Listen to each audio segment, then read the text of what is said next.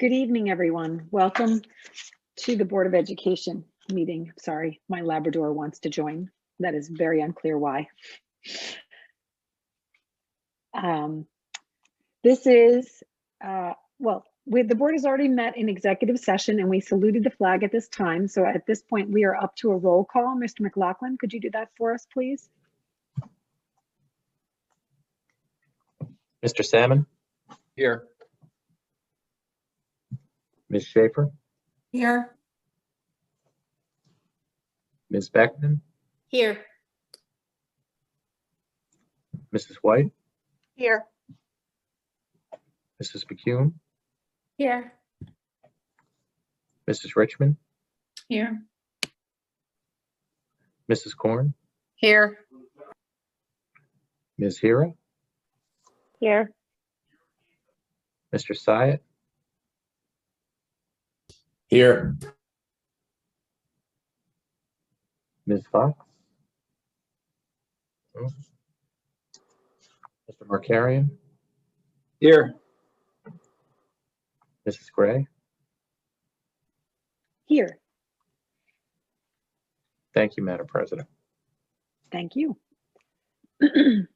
This is a regular meeting of the Board of Education of Bernards Township. Notice of the time and place of this meeting was provided and copies of that resolution were forwarded to the official newspapers as designated by the Board of Education and to the Township Clerk. And a copy of the notice was posted on the bulletin board of the Board of Education offices in accordance with the Open Public Meetings Act.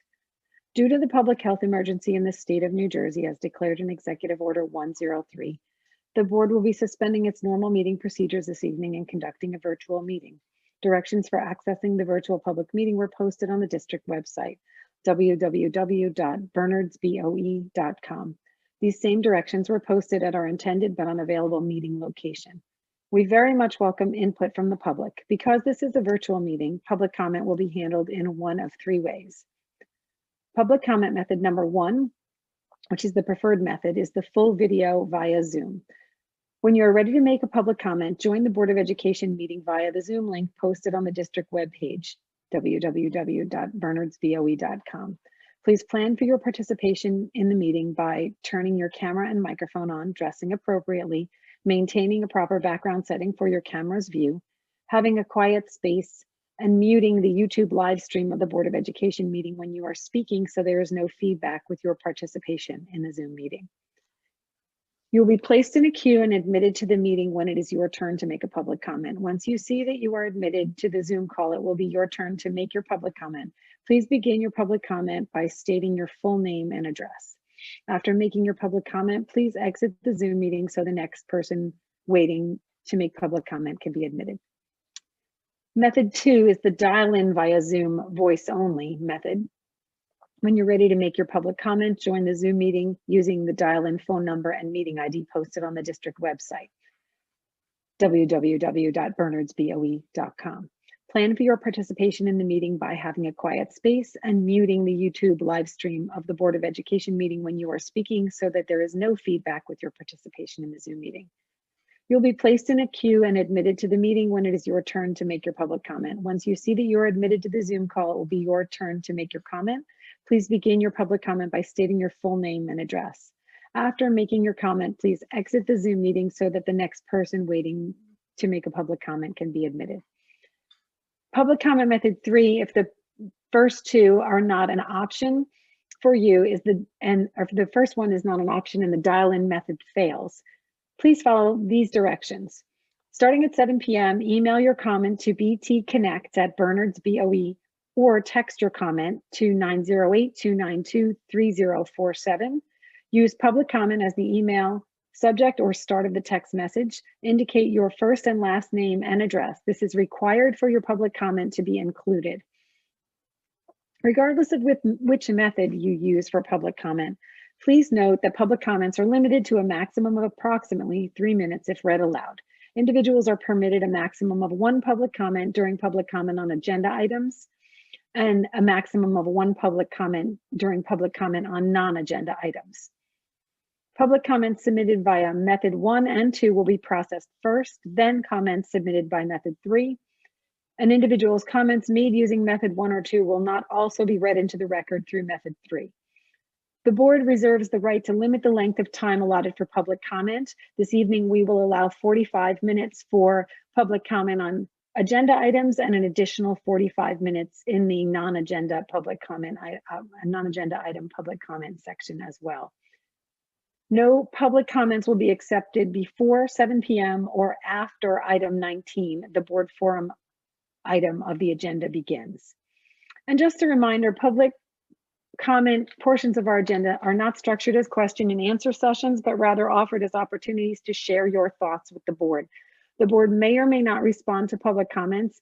Any board responses to public comments will generally be addressed during board forum or during committee reports. However, all comments are considered and will be investigated and addressed as appropriate. One more reminder, be courteous and mindful of the rights of others when providing comments. Comments may not be abusive, obscene, threatening, or irrelevant. Please understand that students and employees have specific legal and privacy protections. The board is not permitted to respond in public to comments about students and employees. Please also understand that the board will not be responsible for the content of comments made by members of the public. Members of the public are cautioned that they are commenting at their own risk, and any personally directed statements they make may subject them to legal liability to the affected individual. If it is necessary for us to go into executive session at the end of the meeting, we will provide an estimated length of time for the session and whether any action is anticipated to be taken upon returning to the public session. With that, we are up to student representative report. Juliet. Hello, thank you. Welcome. This has certainly been a chaotic few weeks, but spring break was a wonderful chance to recuperate and relax. At Ridge, we are so proud of our many artists in school. Before break, there was the Through the Decades chorus concert, as well as an ongoing display of student art at the PAC. While I'm not sure how many first days of school we can fit into 1 year, it certainly felt like there was another one today. A whole new set of my friends returned to school today, some for the first time in over a year. Classrooms felt revitalized, and the teachers were visibly excited to teach to a classroom filled with more students. While this may be covered tonight, I do know many students were wondering whether there would be an option before the end of the year for students currently virtual to return in person. I'm sure there is a lot of anticipation for the presentations ahead, so I'll leave it at that. Thank you. Thank you, Juliet. Does anyone have any questions for Juliet before we move on? Okay, thank you. And with that, it looks like we are up to our board presentation, which is the Trends in Mental Health and SEL Programming Update. So am I turning it over to Ms. Smith, Mr. Markarian, or are you going to say a few words first?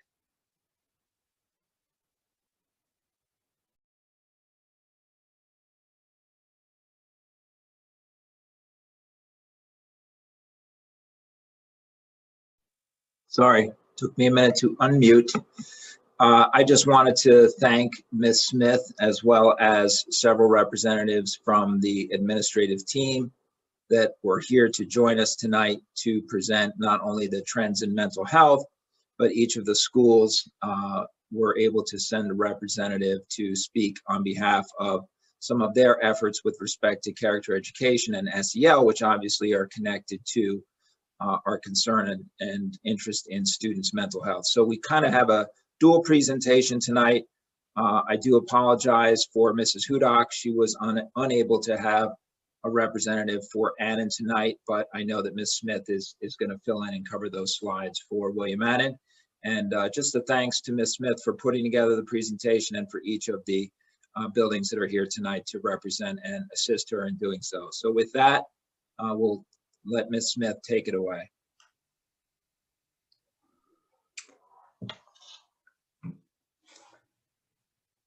All right.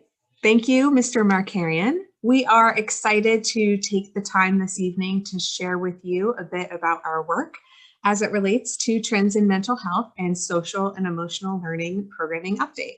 So I am joined tonight by a team of administrators, as Mr. Markarian has noted, Dr. Lazovic from the high school, Mr. Pepitone from Mount Prospect, Mrs. Euler from Cedar Hill, Mrs. Lawrence from Liberty Corner, and Mr. Thorpe from Oak Street.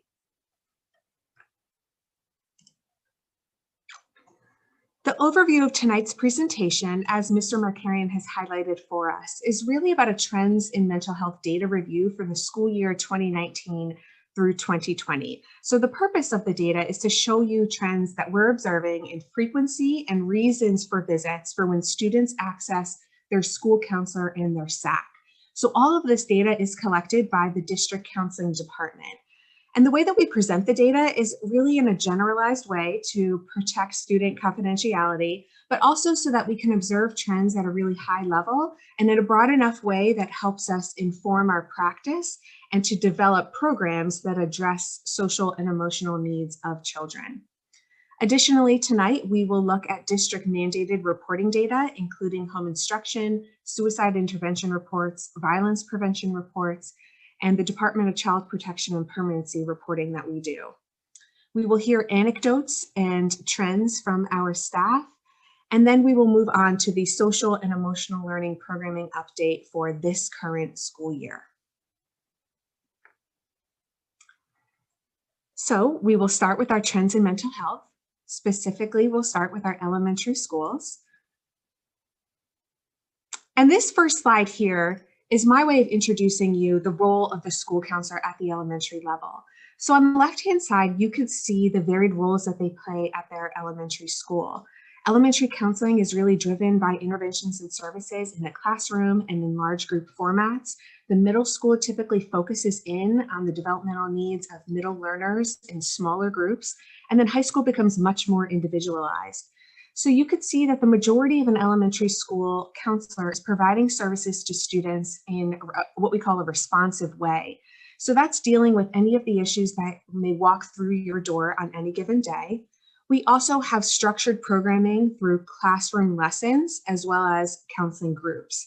And in a moment, we'll hone in on the data related to counseling groups and classroom lessons. On the right-hand side, you could see the volume of students that the elementary school counselors serve. About 80% of their time is in direct service to students, with 20% of their time in program planning, coordination, and collaboration with other professionals. This is aligned with our national model from the American School Counseling Association. So next we'll take a look at the data for small group counseling. A key part of the elementary school counseling program is small group counseling. And so the group topics really can vary by the needs of the students. And so it's driven by needs that are expressed by referrals through teachers, through parents, or through the students themselves. And the counselor will orchestrate groups based on friendship needs, family changes, social skills, just to name a few. Typically, our groups last about 6 weeks. They're very goal-oriented and solution-focused. Lunch bunches are a popular coin phrase for describing counseling groups and are very popular for students to join during lunchtime. Participation is shown in this slide, and so you can see that the average number of groups per counselor is 14 through the school year, and the average number of students in each of those groups is 6. Next, we'll look at across the district. There were a total of 54 groups that were run across the elementary level with a total number of participants of 224. So we're really focusing on our structured groups that we provide. It does not include any ad hoc or lunch bunch groups that may more casually be convened based on more immediate or short-term needs. These are really longer-term counseling needs that are provided. So in terms of social and emotional development of our elementary school students, this is a great service that's provided to our students, and many of them, as you can see, are taking advantage of the opportunity to participate. Moving on to that classroom level of intervention that I mentioned earlier, we'll take a look now at the average counselor classroom lessons that are delivered at the elementary level. So the graph represents the exact number of lessons that each counselor delivers, and that may vary per school based on the number of sections that each grade level has, because obviously each school is different in that respect. But generally speaking, there are about 4 to 5 lessons per year per grade level, and then you multiply that number by the number of sections to get the total number of lessons that are delivered. You could see the grade breakdown, and then also the total average number of lessons for each of the counselors K through 5 is 102 per school year. I did want to point out that that is an increase in over 30 more lessons per counselor over the course of the year than the previous school year. And we attribute that increase to the new curriculum that the board office and the board was supportive of 2 years ago. We redid the elementary school counseling curriculum through summer curriculum writing. And so now we are seeing the full effects of those lessons coming to fruition in service of the students. In total, there were 413 total lessons delivered across all elementary schools. This is a pie chart of the average lessons per grade level that I mentioned earlier. And so if you follow the colors for each of the grade levels, you can see that there's a slight increase the higher the grade level that you go. And so they're all relatively similar, but as the content grows, as the children grow too. And so 5th grade is being the most amount of lessons given the transition and some of the developmental needs of our 5th graders as they prepare for middle school. That summarizes the programs and supports that we have for our elementary school counseling program as it relates to social and emotional learning services. Next, we'll move on to our William Annan Middle School program.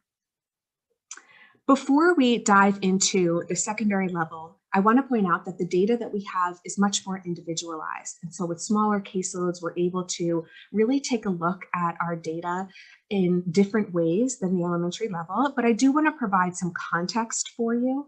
And so this screen just provides some descriptions of the data that we're about to review together. So the data does not encompass the total school counseling program. It really just focuses in now on the individual counseling meetings.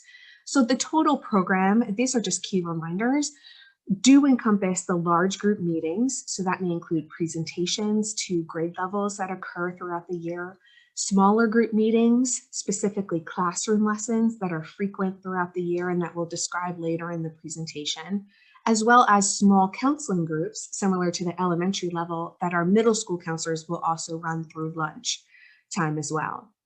We have a systematic approach to how we collect the data, but there is professional discretion in terms of how the student meetings are categorized in terms of why students are meeting with their counselor. And oftentimes there's more than one reason why a student is meeting with a counselor, so it's just important to keep them in mind as we review the data. The last piece of context that I want to provide to you is that we did implement the first year this year of our looping model. And so we do anticipate seeing some of the impact of that over the course of the next few years as we move further into the model itself. So this slide will show you the number of individual students that are seen specifically coming to the office for counseling support. You can also see the number of visits that represents and the breakdown of students seen by grade level, with slightly more students in the 6th grade being seen in the counseling office last school year. The next slide will show you the breakdown per month for each of these visits. So this helps us understand the frequency of trends with what's happening across the school given the calendar itself. And so it's common to see at the different marking period points throughout the school year that there is an uptick in services being requested by the school counselors. And so we monitor this to try to be proactive in the programming or outreach that we provide for our students. You will note that just because the data set is not comparable to the rest of the school year, March through June is not included in this set, but we will speak anecdotally about that time frame. But for obvious reasons, it wasn't included here. So this next graph here shows us the number of visits to the counselor per student. And this is an interesting one for us to see because you can really tell that the majority of their students see their school counselor between 1 to 3 times throughout the school year.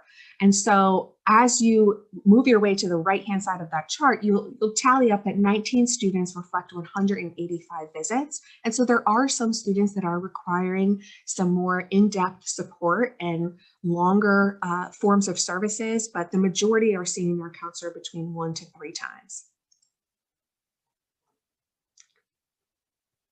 Most of our students that are being serviced by the school counseling program are through the general education program. Of course, we work very closely with our case managers and colleagues in the child study team and special services department. And there are a number of students who are also seeking counseling support who are identified as students with INRS plans or 504 plans as well. With respect to direct services and the reason for some of these visits to the middle school counseling department, these are some of the categories and how the school counselors mark their visits and the reasons. And so you could see that about 25% are for academic, that the majority are for what we call other, and it's really developmental other. What other means is that it could be any topic related to the developmental need of a middle learner, such as family changes, grief, peer social conflict, peer-to-peer conflict, anything of that nature. There's also a lot of students who are categorized as other who may in fact have who belong in a different category as well. So they may be duly recognized in that respect.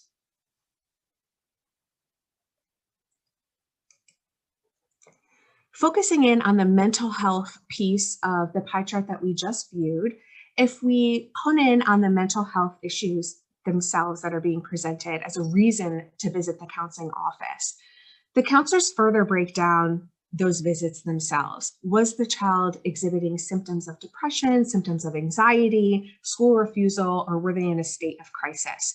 And so you can see the distribution here and the breakdown for reasons even within a visit to the counseling office if it was related to mental health.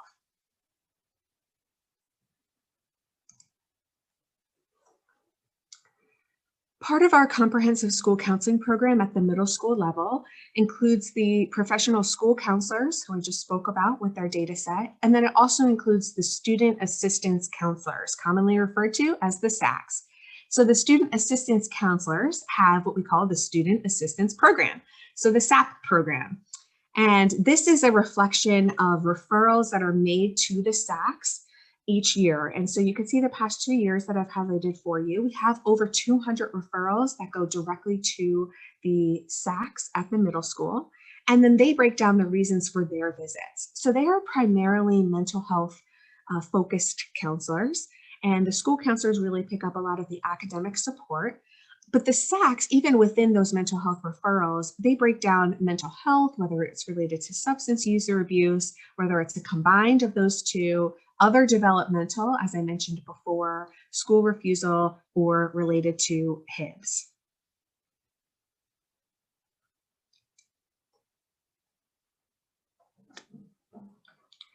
Reasons for the student assistance program referrals. You could see this is a pie chart version of the chart that we just viewed earlier. So most of the referrals that go to a SAC are related to mental health, or what we call other, and other includes anything that's really developmental or peer-to-peer.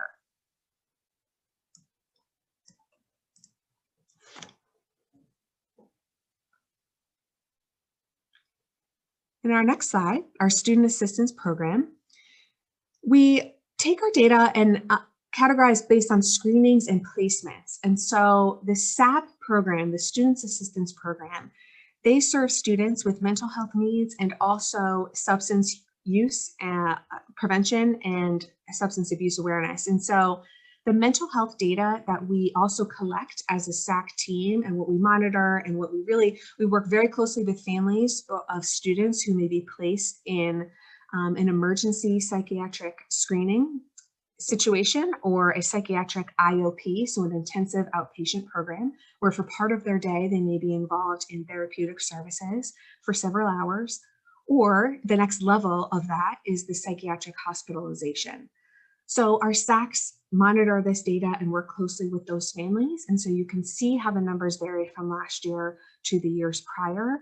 Part of that, remember the context of the pandemic itself, but then also we, discuss this as a group that there's a lot of power in prevention and making sure that our services are proactive and starting at the 6th grade level, making sure that we're providing services in the classroom in small groups. We're beginning to see a decrease last year with that respect. And then you can also view the drug and alcohol treatment programs at the middle level. We'll take a moment later in the presentation to view this from the high school perspective as well. So part of that SAC program, as I mentioned, is related to substance use. And so we highlight each year the number of students that were sent for drug testing.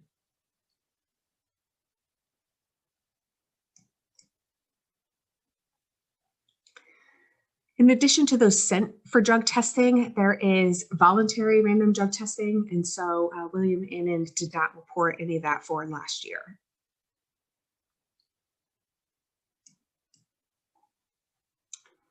Moving on to our high school, we'll take a look at the same type of data from the counseling program to observe some general trends that we're seeing.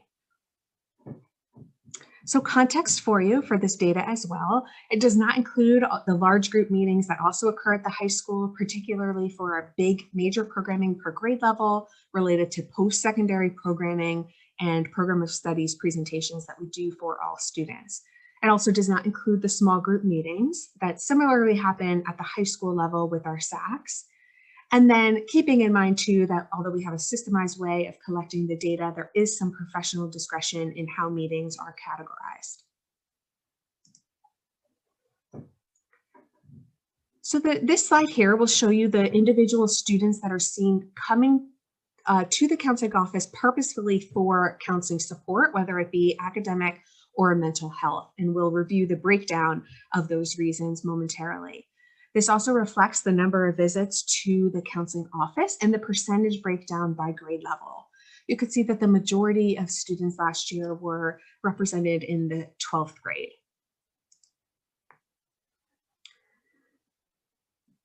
This slide will also, similarly to the William Annan slide, show you the breakdown by month. And so it's helpful for us, again, as a program to look at this to observe and begin to predict trends for when there's an uptick in a need for either academic or social and emotional support. You can also see that at the major marking period times that there's an uptick for support, the beginning of the year as well as students are in need of support for college applications and getting settled into the school year. And then we have the same effect as the middle school slides with the data from March to June, obviously being impacted.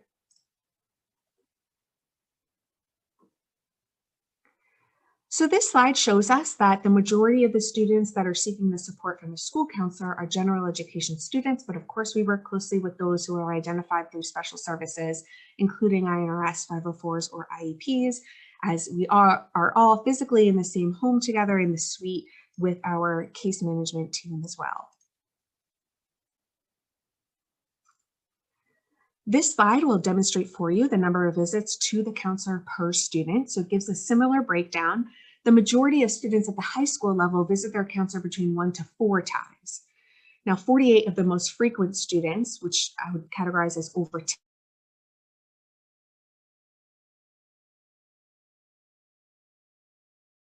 with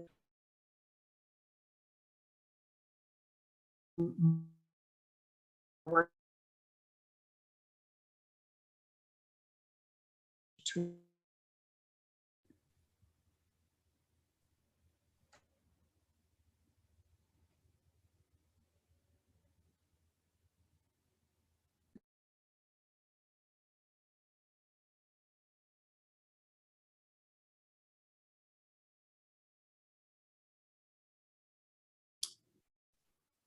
Ms. Smith, I don't know if you can hear us. We could not hear you momentarily.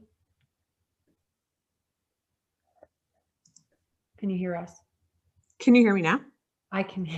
Yes. Okay. We can hear you now. So perhaps if you could just start at the initial, with your initial point on this slide. Sure, thank you. Sorry about that. No, I'm sorry too. I'm glad it was just this slide. Okay, so this slide breaks down the number of visits to the school counselor per student. So the majority of students who came to their counselor visited between 1 to 4 times at the high school level. 48 of the most frequent student visits, which I would categorize as more than 10 visits, account for 750 trips to the school counselor's office. So while the majority of the students who are coming to the office visit between 1 and 4 times, there are students who have higher needs, and there's often more than one person who are working as a team to support these students. And so the supports in place are rather diversified for our students with higher needs. They may be involved in different programs in the school or have other professionals who are working closely with them. But again, the majority of the students at the high school are visiting between 1 to 4 times.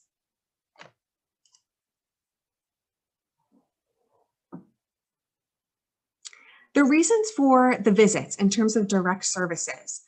At the high school level, most of the services were categorized as academic and some as solely mental health. Sometimes, again, there can be that double dipping effect, but we will hone in because of the purpose of tonight's presentation. We will take a look at that section specifically for mental health and further break that down.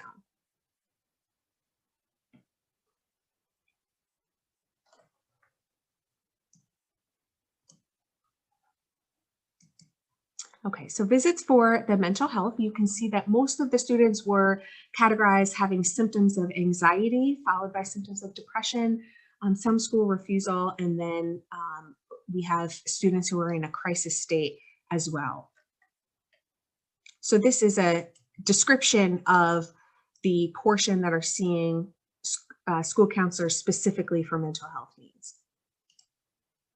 Our next slide will show you the Student Assistance Program, so the SAC program at the high school level now.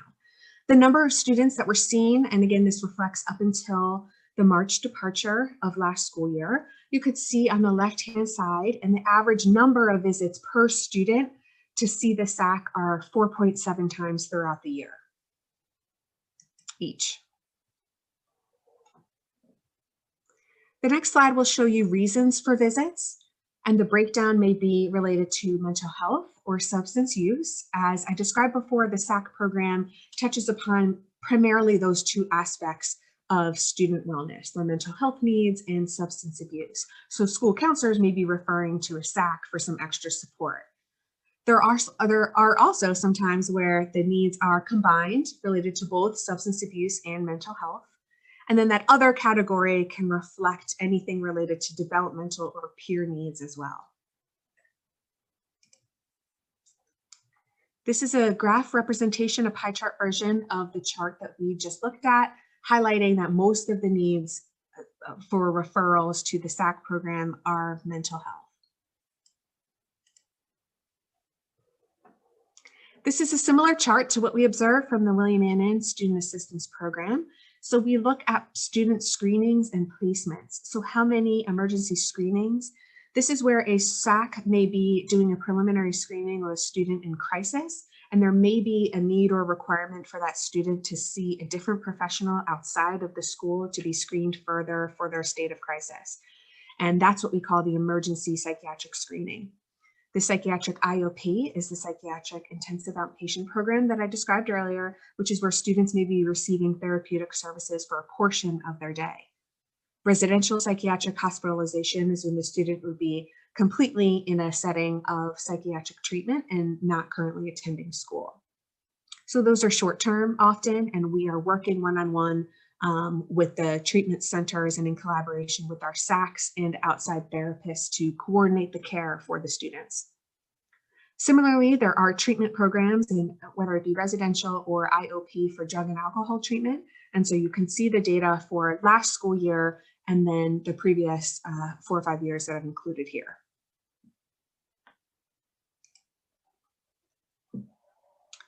Our student assistance program also tracks the number of students that were sent for drug testing at the high school. And so you can see 2019, 2020 as compared to some of the prior years. With the left-hand side, the key being the descriptions for each of the colors. So you can see that we had 7 negatives, 2 positives, and 1 refusal this past school year. In terms of voluntary random drug testing, there were 54 tested, 51 negative, 2 non-negative, which are then sent to the lab. 2 were positive, and 1 was considered a refusal.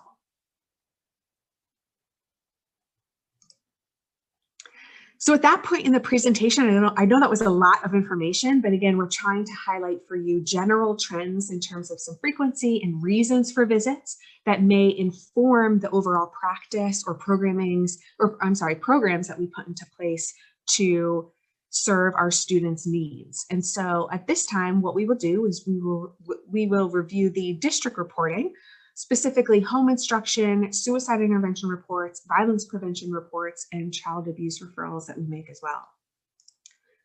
So to kick off this section, we'll look at home instruction data. So I have the privilege of coordinating this program and working very closely with our school nurses, and all of them at each one of the schools is just amazing with our home instruction program, and they provide outstanding care to our families who really are in need at a particularly often what is particularly a fragile time in a student's life, whether it's a medical need or a psychiatric need, which requires a student to be on home instruction. So you can see that the total number of individual students on home instruction is here. Some of that, again, a trend that we're seeing is impacted by the school closure, but this does in fact represent the total number of students through the whole school year. So there was a natural decline after March because a lot of students, if it was a medical need that restricted the student from physically coming to school, but they still could access virtual learning, then the virtual learning environment worked in their favor in terms of accessing instruction. So you could see the bit of the decline there, which may be explained by the nature of virtual learning itself.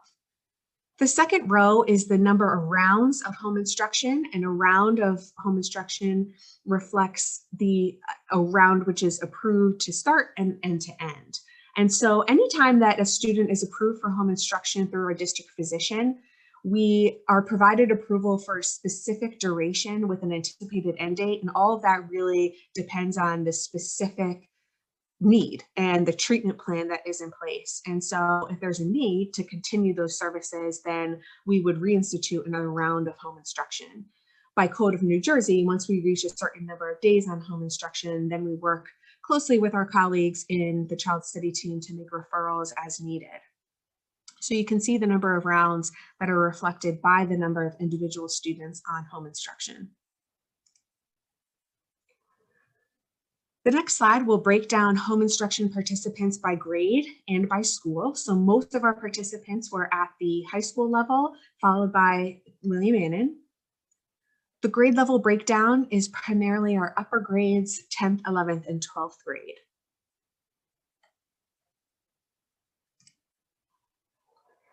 The next slide describes approval type and the reason for the approval. So the approval type is majority through medical approval through our district physician, and the majority reason for that may be a psychiatric need. So this ties back to some of the charts of data that I highlighted for you from our SAC program earlier. If there's a psychiatric need that precludes a student from accessing instruction, then we would kick in and coordinate home instruction to provide instruction to those students. This slide shows us the educational program and tutoring services for those who are participating on home instruction. So most are general education students with almost a fairly even split, but slight lead in tutoring services that are being provided by Bernards Township teachers. The rest are maybe provided by a third-party provider. So what that might mean is if a student is placed in an IOP, they may have a third-party provider or approved tutoring service at their facility, and we coordinate directly what their instruction will look like at the facility.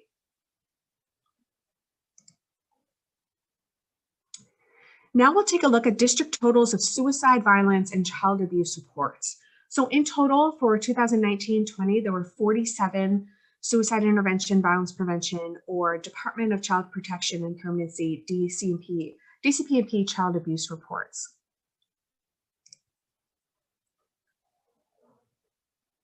You can see the totals by school in each of the columns in this chart. So if you want to take a look at any particular school, you can hone in and then view the breakdown per each of the years for the past couple years.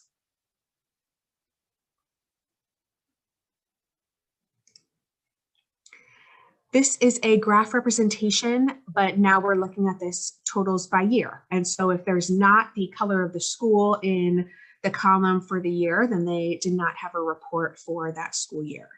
And so I would just keep in mind the context of the data and how the last few months of school may impact some of these numbers that we're seeing. Next, we'll look at the violence prevention reports, again, totals by school, by each of the columns, and what that looks like across the district.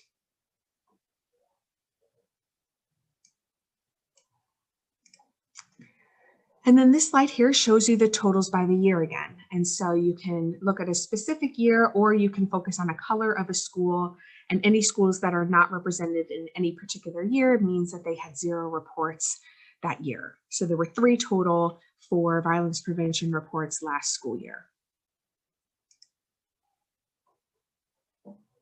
Our next slide shows us the child abuse prevention reports, and there were 11 total last school year. And the next slide shows you the pictorial representation of that information. And so those 11 happen to be from the high school last year. This segment of our presentation allows for us to kind of round out the numbers and graphs and data that we're looking at together, and to hear anecdotal trends from the staff who are working directly with students, particularly our school counselors and our SACs.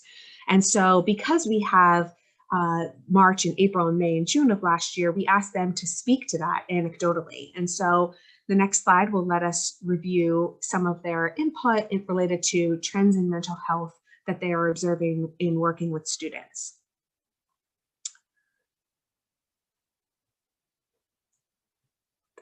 Yeah. Okay, so this slide here, the anecdotes for elementary and middle school. You could take a moment to read this, but just to highlight for you some of the trends that they're observing come to no surprise with some of what we're hearing related to experiences in the pandemic, which primarily take up most of their responses when it comes to anecdotes. So some lack of connections to peers due to social distancing, and difficulty managing just the transition to the virtual setting. But we do see a lot of adaptability and resilience, and increase in the ability to show empathy with others were some of the comments from the staff for the latter part of last school year. Our middle school staff reported similar trends, some increase in loneliness within their counseling sessions with students, much more social media use, more conversations about family closeness, and observations of resiliency in their students as well. The next slide is a continuation of middle school trends that they've reported, some Zoom fatigue, which I think we can all relate to, and struggling with time management and some of the executive functioning skills that are required in a particular learning format. The high school reports feelings of disconnection socially with peers due to social distancing, and a continued trend of students who feel comfortable with reporting either themselves or a friend, and the really destigmatized effect of mental health in general. Students very open to discussing mental health and comfortable in doing so, and being open to different strategies and techniques in terms of dealing with stress. So that highlights for you some of the anecdotal trends reported by the staff.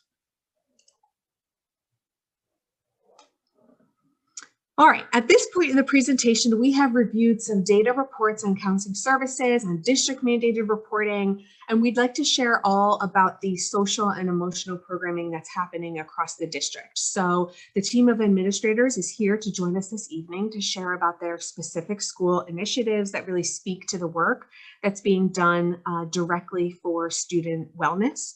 And this really is a collective representation of the work of so many people and programs who benefit the wellness of our students that extend far beyond just the counseling program or district mandated reports that we just reviewed. So with no further ado, we have Oak Street here to kick us off with Mr. Tom Thorpe. Good evening. Thank you, Mrs. Smith, and thank you, Board of Ed, for inviting us. Yeah, despite such a challenging year, I got to say the year at Oak Street's been pretty wonderful. It's been a wonderful time with the families and the students. The first message on here was the wall of love. You can see the little fence that was in the snow over there to the right, and just heartfelt, beautiful messages from the students and parents and community that were welcoming to the students and staff. Was just one example of things that were done throughout this year to build community and address social emotional learning for our kids. We have to the right over there, we see pictures of the T-shirts that we wear with our kids to try to increase community, even for the students who are at home. We promote that for the virtual learners as well. We always try to, bring them into the fold with our Wednesday days or our fitness days, whatever we're doing. We continued our tradition of family virtual reading night, and it was actually awesome. Just as good at home, if not at school, and that continued this year too. We had the Super Bowl food drive, which we've done that in the past, but it was particularly awesome this year. Something fantastic happened. A former Oak Street graduate and Ridge High School 2016 graduate, Shane McKenna, reached out to me and out of nowhere and wanted to give back. He was thought how important it was to give to your community and loved Oak Street and loved Basking Ridge. And he actually worked with staff and the PTO and would Zoom into the morning meetings and promote the idea of giving back and collecting food. And it was just a wonderful circle of a student who went to Oak Street, went through Ridge High School and graduated college and wanted to give back, which was a real nice surprise in the middle of our year this year. So that was a fantastic highlight. I think the kids loved it. Seeing Eye Assembly, donations, supplies to Seeing Eye, diversity virtual assemblies. These are different things that the PTO had helped do with our students. The Sweetheart and Holiday Arty Party with PTO again sponsoring work with our art teacher was well received and highly attended. Talked the walk welcoming staff a couple times throughout the year. Students and parents would come to Oak Street, I guess on the weekends or with little ferries or whatever, and we'd come to school the next day and there'd be these wonderful heartfelt messages. I think there's one on the next slide you'll see in a few moments, but another great community building activity. So it was almost like as if, not really, but things were kind of normal. And I think the students really felt that and the staff felt that, which is wonderful. We continued our Learn to Lead character program. We did that this year. Teachers worked with students who videotaped and shared habits on the morning meetings because we couldn't get together what we usually do with nest meetings once a month, but we were able to continue that tradition, which was fabulous. I had the honor of working with our fifth graders this year. We kind of try to figure out a way to continue with leadership, and I meet with the fifth grade student leaders, about 3 for each class, even the virtual classes, and help us troubleshoot and think of ways to form community and make things a little better during this time at Oak Street. We've had morning announcements, staff and students get involved with that we could respect. Next slide. SEL counseling, big part of our Oak Street counseling program with Miss our counselor there. Small groups for socializing, skill building, and via Zoom. Culture and Climate Committee meets once a month, and we get together different staff members to focus on ways to improve our climate for our students and our staff. We continue the Great Kindness Challenge. As you can see the pictures that are right there. Another great surprise by our community of parents and PTO. Just you drive up one morning and you never know what you're going to find. Pretty wonderful. Continue our Spirit Days on Wednesdays. Morning music, which is wonderful because our kids get exposed to some music that we liked back in whenever that was. I'm pretty old now, but fun music incorporated in as well. Birthday recognition every day. We also started the year off trying to connect again, keep things real. We started off with a wonderful video that was put together by our staff, welcoming all the students back, bring them into every classroom, meeting up with all the teachers and administration, et cetera, prior to school opening. Extra special SEL Zoom meetings were on board. Jamboard and Padlets were put in place to collaborate and work together.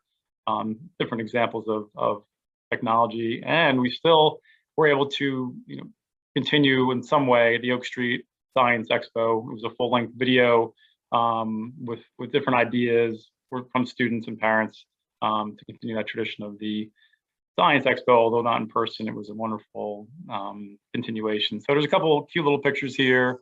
It's been a great year. I think we've really done a nice job as a staff, parents, community to really wrap our arms around our kids and keep things as normal as possible during this hard time.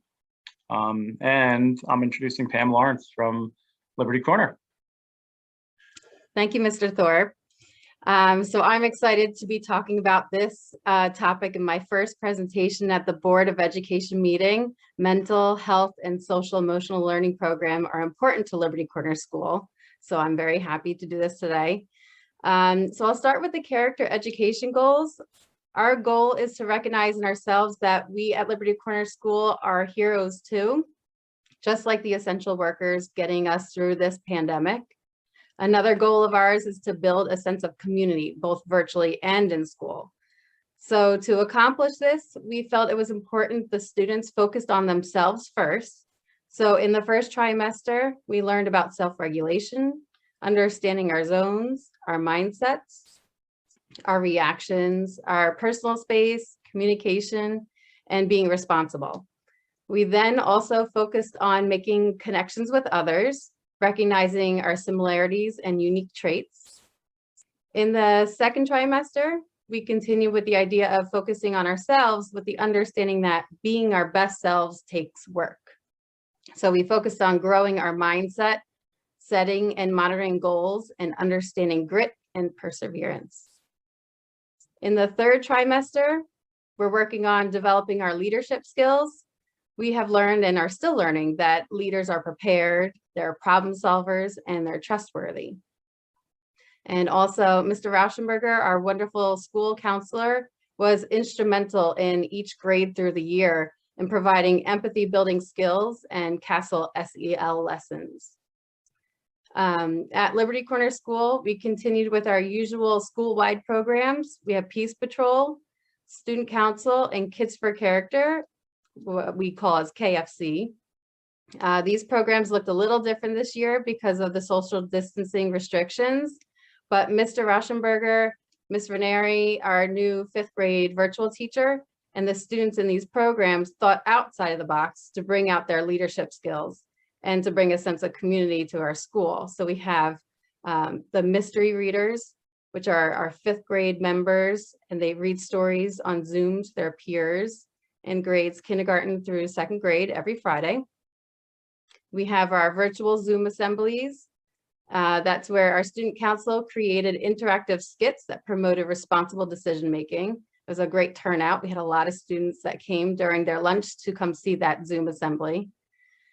For our teacher appreciation, our student groups rallied around the wonderful teachers to deliver water to them for their hard work. Student Council and KFC also created videos for the teachers to view during the upcoming Teacher Appreciation Week. Just like Oak Street, we also had our students work on the morning announcements. Students in our leadership groups delivered our morning announcements from the classrooms or Flipgrid. And in the announcements, they write a motivational quote for the day, and they do a great job of this, much better than I could. LCS Day was created to energize the LCS community to celebrate how special we are, because even a pandemic cannot hold us back from being our best selves. So with all the ideas from the PTO, Special Days Committee, Student Council, this one LCS Day turned into LCS Week. We were wearing spirit wear, we had Connection Day, we buried our first time capsule, which was exciting, and we had a great concert with Mr. T. Some additional programs to provide support. We have Keeping Up with KC, and that was developed after finding common trends among some of our struggling virtual students in grades 3 through 5.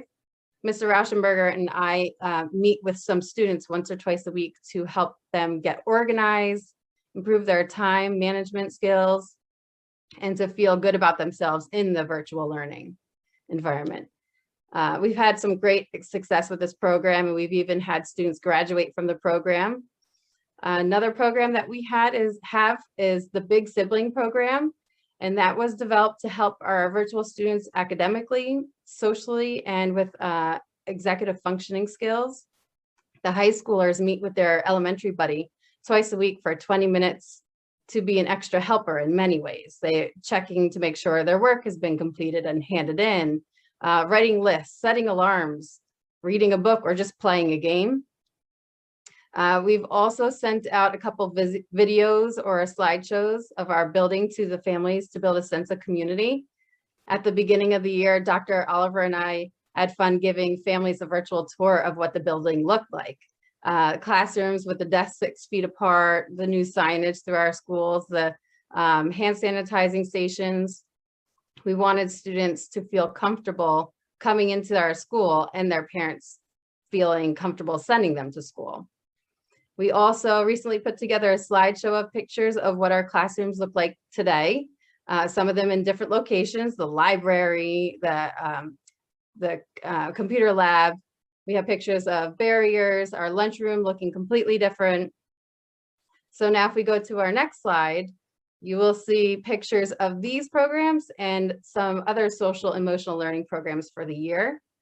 With the help of the PTO and families, our LCS students collected 3 of these overflowing large boxes of toys to DCP&P for our toy drive. They were very grateful. And in our food drive, they collected 900 pounds worth of food for those in need. So it was a great sense of community in doing these projects. Along this unique journey of a school year, our students have learned about themselves and each other, which fostered the opportunity to be a leader. And they learned and will continue to learn throughout the remainder of the year that they can be a hero by being honorable, empathetic, responsible, and open-minded. And Dr. Oliver and I are very proud of these students and what they have accomplished so far. And now you will hear from Mr. Pepitone, the Assistant Principal of Mount Prospect School. Thank you, Mrs. Lawrence. So at Mount Prospect School, our focus this school year was on preserving as many traditions as possible, while also embracing ways to create and reimagine new opportunities for students to connect with our school community. So building from the work that we did with the Culture and Climate Initiative out of the College of St. Elizabeth, we have continued our focus on positive discipline. And the goal of this approach is to foster a sense of belonging and significance within our school community.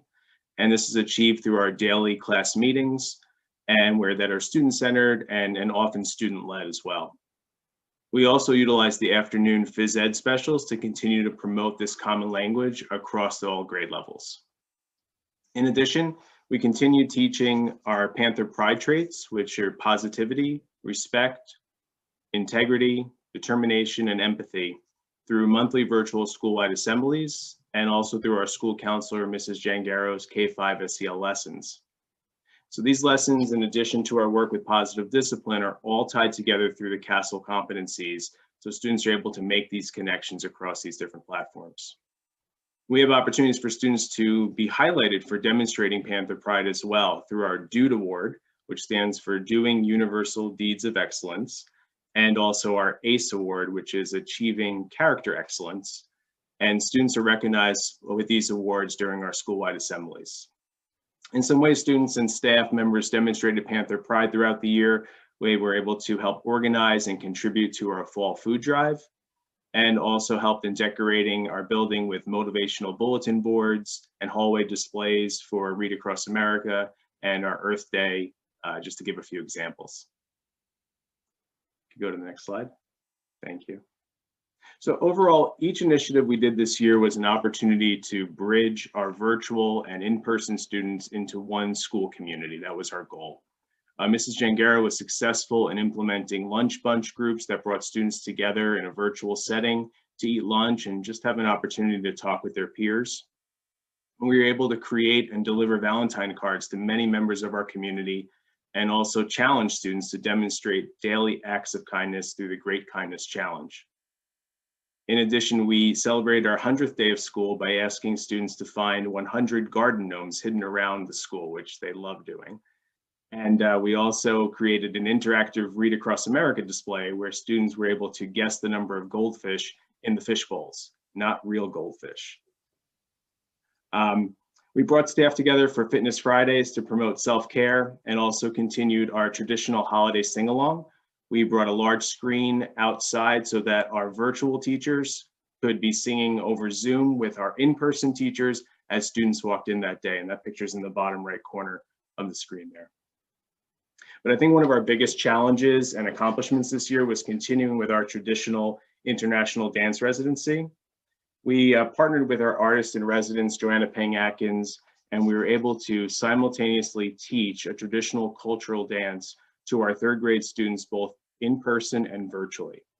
And the final performance was pre-recorded videos of each class dancing during one of our school-wide assemblies.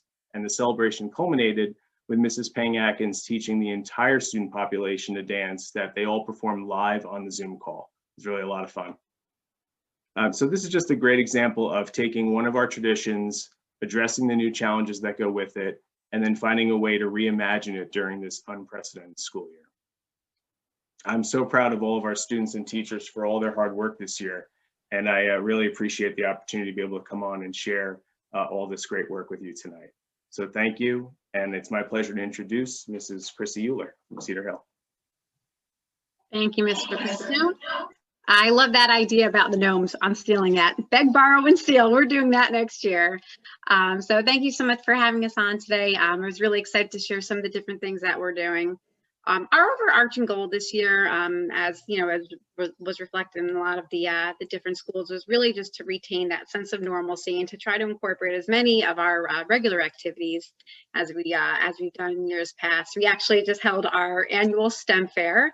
We did it online virtually this past Saturday. It was great. We had almost 50 students participate. We mimicked that in-person event by having an online forum where they could go and people from all over the country could Zoom in and they could see their experiments. And we really turned it into a positive thing, talking about how, you know, we have this excellent opportunity to have a friend in Florida or a cousin out in California come join. So always looking for that positivity at Cedar Hill. Some of the different things that we do as the other schools, we hold virtual green and gold assemblies. We've done that on Zoom this year so that we can incorporate our virtual students as well. And on the next slide, you'll see it's become quite a production center. We laugh about it each time. We get a little bit more involved with different interactive activities with the students, opportunities for movement breaks. So the kids really, they get excited. We've had really excellent attendance for them as well. We also this year started character education newsletter. In the past, we had done team time where we had students K-5 that would come together in one team, and they would do different character challenges with one another. But in an effort to kind of mimic that within this current scenario that we're in, we have our students come together as different character education teams, and they would complete a different character challenge each month and submitted on Flipgrid, and then those different videos were celebrated at our assemblies, and the students would get so excited to see their character challenge celebrated. We also have our Character Crusaders do a virtual read aloud, and that's shared within that newsletter each month. And we also recognize students for different kind acts that they do during our monthly assemblies, and we call them our Hoot Recognition because we're the Golden Owls. You can see over there on the right, we've had a number of different ways that we've tried to remain connected as a faculty and also with our students. We've done different videos, we've done self-care videos, some kindness videos, what I love about Cedar Hill School. We've conducted some activities for the Week of Respect and Kindness Week. There have been some virtual counseling lessons and lunch bunches on Zoom with our school counselor. She also has gone to the classroom to deliver a number of lessons, as Mrs. Smith had indicated previously. And one thing that I forgot to mention on the slide over there is I've gone into the classrooms each year, and we have a different growth mindset focus. So one year the kids learned all about I have grit and I won't quit. We learned about the magic of mistakes. We've done the power of yet and how it can change a negative thought into a positive. And this year I thought it was well suited. We learned all about the power of positive thinking and how to look at the world through rose-colored glasses. And it was a neat exercise for the kids to try to turn a negative into a positive. And if you go to the next slide, you'll see some fun pictures. So our student leadership programs, we have the Character Crusaders. These are 4th and 5th grade students that really want to just shine and you know, help out with their school beyond the regular student council. And they work with our school counselor, Mrs. Mooney, who's currently on maternity leave right now. That's a picture of her right there in the Santa hat, leading one of our monthly assemblies on Zoom with our school mascot, Goldie the Owl. We also have student council members. It's comprised of students in grades 3, 4, and 5. And they come together once a month to just really give a voice to their peers. And we select our spirit days. We decide what kind of community outreach we'd like to do. And you can see over there an image on the right, that is Mr. Sampola and me at our fall food drive. It was called Pies for the Principals. Our goal was to collect 900 items of food, which would be 2 items of food for every from every student. And the winning class in K2 got to throw whipped cream pies at me. The winning class in grades 3 through 5 would get to throw pies at Mr. Sampola. And I was astounded. They raised over 3,000 items of food. I guess they were really excited to throw pies at us, but it was a great event. We had, holiday music playing. The energy in the room was just amazing, and it was a really fun event. So it was wonderful too. We live streamed it so that the virtual students could watch as well. We've also done Valentine's for the veterans, and we recently raised some money for our local veterans through a Hershey Kisses Guess How Many contest. And we also have our 5th grade readathon where they collected money for Cure JM. So we're really proud. We're doing, I feel like we're doing a great job just maintaining that sense of positivity and just really remaining connected as much as we can. And with that, I'd like to turn things over to Mrs. Smith. Thank you, Mrs. Euler.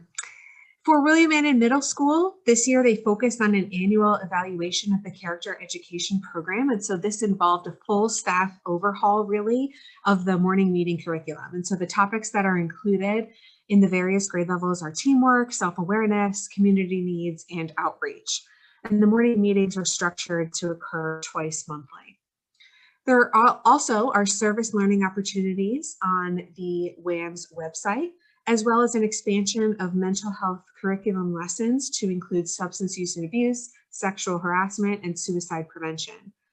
There were also class lessons on how to react when a friend is in crisis as part of that suicide prevention unit, particularly modeled off of the ACT model, so the Acknowledge, Care, and Tell protocol for how to tell an adult when you yourself or a friend is in crisis. So that's what we teach at the middle school level.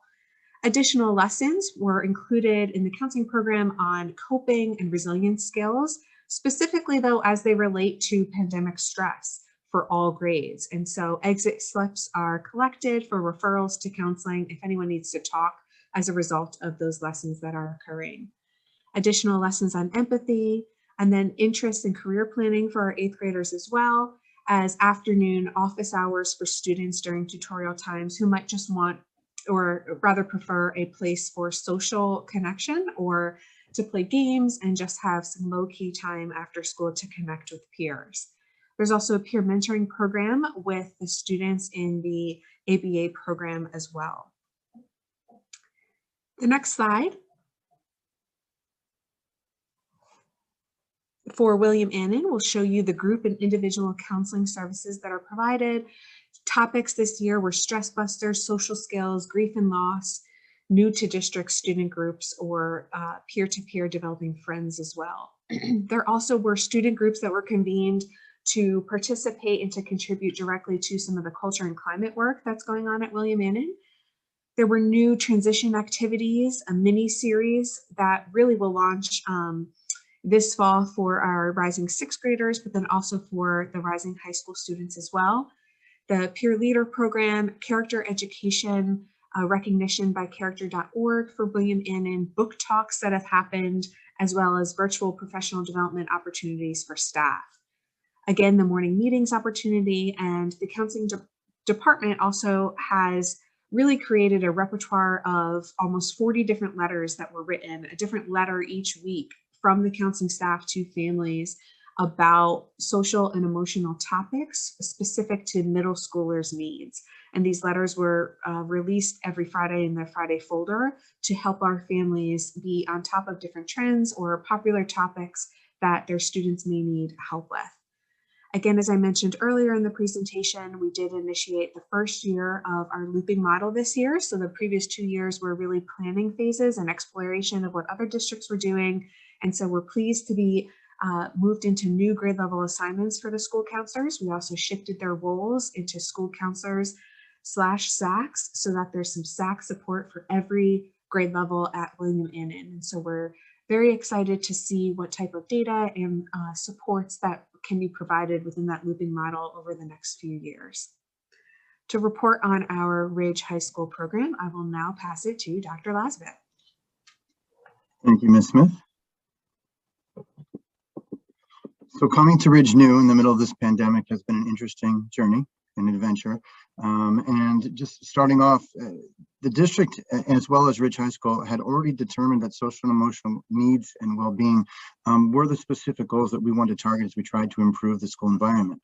And what can't be captured in 2 slides is the overall interconnectedness and importance of every adult in the building in helping to create an environment that's safe, not just for adults, but obviously for the students that we're serving. And you've heard a lot of wonderful things happening as those students are growing and learning as they come up to Ridge High School. When they get here, they're not just met with the teachers, Ms. Smith and her counselors, who are working with them on a regular basis, but there really is an interconnected network of building administrators, our other supervisors, our health and safety teams, our attendance office, all the way down to our secretaries and assistants who truly care deeply about students. And we're trying to bring everyone together and make it a more welcoming, safe, supportive place for everyone in the building, students and staff. This year with the pandemic, we were forced to be even more creative as we focused on wellness. Our freshman orientation program, which had been revamped in 2019 to be even more welcoming, informational, and fun for our upcoming 8th graders becoming 9th graders, was forced to go virtual initially, but we were still being creative, working with our peer leaders, able and happy to be able to bring those first-time students to Ridge High School into the building to meet with our peer leaders, tour the building, and get a feel. And it's that kind of creativity and extension that I think you'll see running throughout all the programs that we've done. Obviously, every year we focus on supporting bullying prevention, but really what we're talking about is empathy, making good decisions, and being the kind of person that we're all striving to be and worthy of Ridge. When it comes to those activities, we have staff mandated trainings starting with our teachers, our faculty and staff every year that we do. Our counselors have actually built new anti-bullying modules that we're working on with our students, specifically when there are issues. We run multiple parent programs through the counseling department. Even though most were virtual this year, they're all chock full of information. We've gotten pretty creative with our YouTube links and what we can do on videos. But again, that creativity, we've been able to find new ways to reach both our students and their families. And obviously throughout the curriculum, certainly in our health curriculum, but evidence abounds in every other content area of infused lessons when it comes to specific content, bullying, respect, tolerance, empathy, self-confidence. So those throughout the curriculum. Moving out into the community, just a single example, but the virtual 5K for domestic violence was just one example of how we're not only producing healthy bodies, but using those activities to focus us on other wellness topics and raising resources and awareness for a number of local community centers that support those in need. We had, and I was very happy to know that the school district, like every district I've been in New Jersey for the past 20 years, works and is connected with Dr. Fallon, who was able to come in December and speak to our entire student population. So that was exciting. Before I get to the character education, wellness, and SEL, I'm going to skip down just a little bit. Some of the small pieces that happen on a regular basis, virtual grade level meetings run by counselors, constant connectivity with their grade level student loads from our assistant principals, phone calls, Zooms. Parents have been very good about working with us in any medium possible to make those connections happen. Peer mentoring, our unified team events, still all these examples of people who care and are trying to bring everyone together. And we use the rotating drop schedule planning as a means of looking at why we're going to rotate and drop in the first place, which is overall to create a healthier, safer, and more successful environment for our students. And so if I jump back up, huge focus for us all year long has been this idea of character education and wellness. We were, again, being creative, taking what we were given with the pandemic, created this idea of an advisory, worked through a number of these types of topics with staff and with students, and more than anything, learned a great deal that will help us better prepare to roll out a full character education program that we're planning for now. I want to thank the board for all the committee conversations and board conversations on this topic, and the fact that you are dramatically supporting our work as we look to brand the program this spring and develop a full committee that can ensure the success of the program and a change in the building's culture over the next few years. So I want to thank you for all of that. One fun example we tried to get out through social media was this idea of Ridge Spirit Days and giving our high school students, those who have no problem doing it and those who are a bit reluctant, the excuse to have some fun while we are working hard and growing as learners. And it included a great number of things from Mr. Howard and his Hawaiian outfits to the Peanuts gang being represented by our supervisory team, including Ms. Smith, who was our great pumpkin, and our own Miss Fox, who was the ever-present but never seen adult in all the Peanuts cartoons. But just again, reminding everyone that we are a community, we can have fun, we can laugh at ourselves, and we can do it while we're being successful in learning. So all of those were exciting things that moved through the year. Mr. McCarran.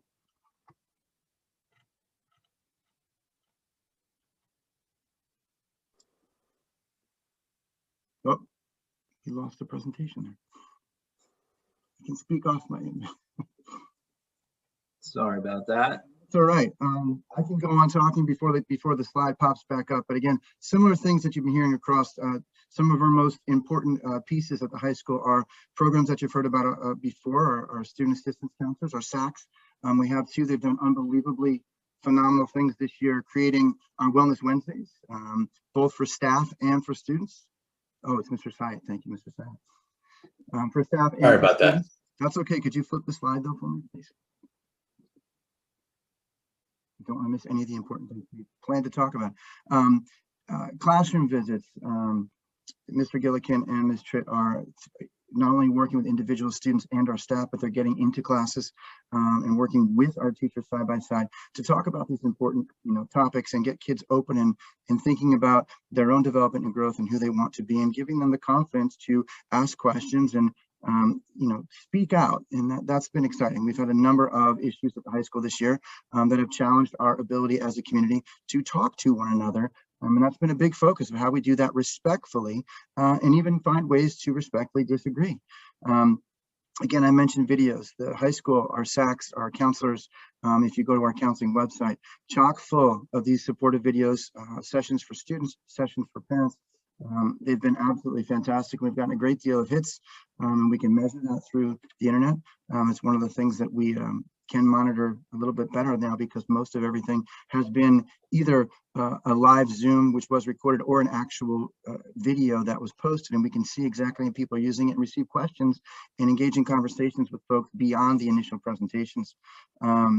We have two very important programs that our staff supported. The first is, and thank you to the board for ensuring that we continue with effective school solutions. We have two trained counselors who work with those students highest need.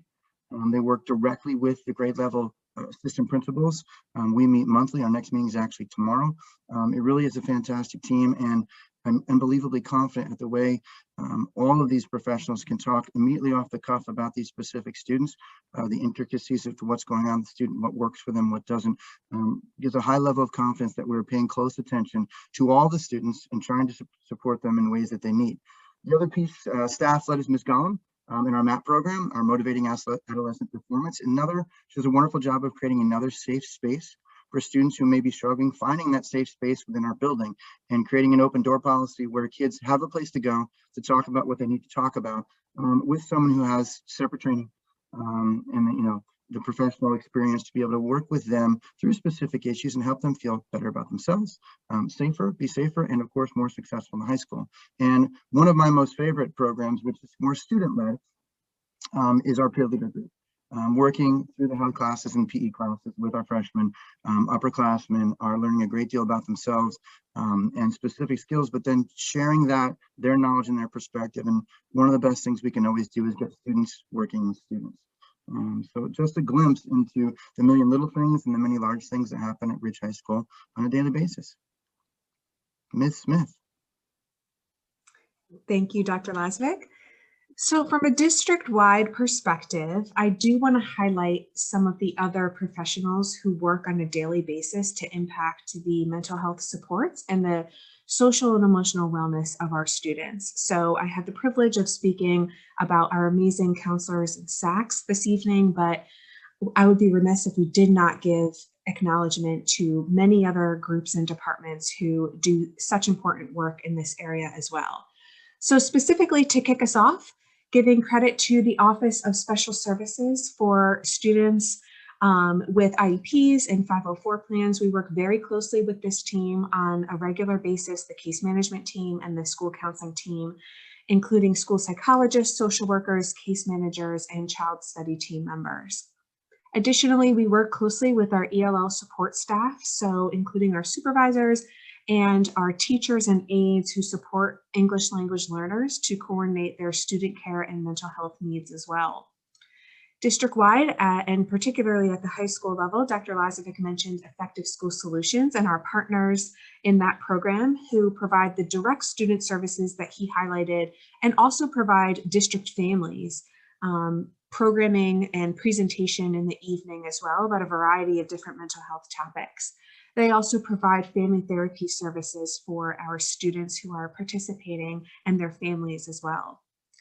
I mentioned the school nurses earlier, and they are the MVPs this year for many obvious reasons, but I also want to highlight, as I did during the home instruction segment, the supports that they provide for mental health and wellness for our students on home instruction. I have the privilege of working very closely with them, and the coordination of care that's required with therapists, doctors, treatment plans, and just constant, really, communication and coordination that's involved. District-wide, we also continue to have an expansion of youth mental health first aid training, including staff colleges offered to staff district-wide. Our school counselors continue on with our alignment to the American School Counseling Association National Model, which is a several-year project. We have a program document linked for each of our suicide prevention efforts, K through 12, and substance use and abuse prevention efforts there on our website. We also have cards for district resource cards for 6th through 12th graders about who to talk to and numbers to reach out for support if you need it after hours that we distribute to our students. The next slide will highlight for you more district-wide supports in place. We have in-service days that are partially directed for social and emotional learning for our professionals. And so I've highlighted 4 that occurred this month in September. All staff participated in a resiliency activity. In December, we had a training on motivational interviewing techniques, which is a counseling technique that you can utilize through school counseling sessions with children. In January, we had a professional development session on supporting students in the LGBTQ community. And most recently in April, we focused in on trauma-informed practices and crisis response refreshers for our counseling staff as well. Our teaching staff, there are so many teachers across the district that I talk to every single day who do this work very naturally, are so passionate about it. And we also want to recognize all of them that contribute themselves on many of the different programs and initiatives and committees that you heard about tonight, and who are constantly infusing within their curriculum and within their practice different wellness strategies for our children. And this is really within their everyday work. So that may be mindfulness, feelings, check-ins. It can look different with every teacher, but there's so many teachers who are doing this work. We also have teachers who are formalizing goals and professional development plans across teaching disciplines and continue to do that each year, which the supervisors discuss as well, as we are all committed to this district goal. We have social and emotional competencies being demonstrated in classroom practices that are observed through observations on a regular basis as well. We also had a health curriculum writing several summers in a row, including summer of 2020. And community partnership via our Parent Academy series this year, and with our Berners Township Health Department as well, our friends and colleagues over there that we partner with for several different evening programs to support the community. The Board of Education also provides a lot of support via the Wellness Committee, listening and supporting to all about our different initiatives and programs throughout the district, and over the course of the school year, we meet monthly. Continuing on to the next slide, I will continue to describe district-wide supports, but these are really specific and additional supports in direct response to the COVID-19 pandemic. And so there's a lot here, and so I'll just try to highlight some for you, but there's several different links because a lot of the material that we've developed this year is really on different Google sites. And so you can see that each of the elementary schools has different Google sites, just full of resources for parents. They're continuously updated as they have been throughout the past year. Each of the counselors went further to develop their own counseling corner sites this year as a way to distribute information, because that was the typical method of communication through Google Classroom or through Google Sites. And so each of the schools has their own counseling corner. Virtual office hours regularly after school. K through 12, we also administered a district-wide counseling needs assessment each quarter, and so we'll continue to do that this quarter, just to try to find students who may want to receive counseling or mental health support as they're dealing with many of the changes throughout this unusual school year.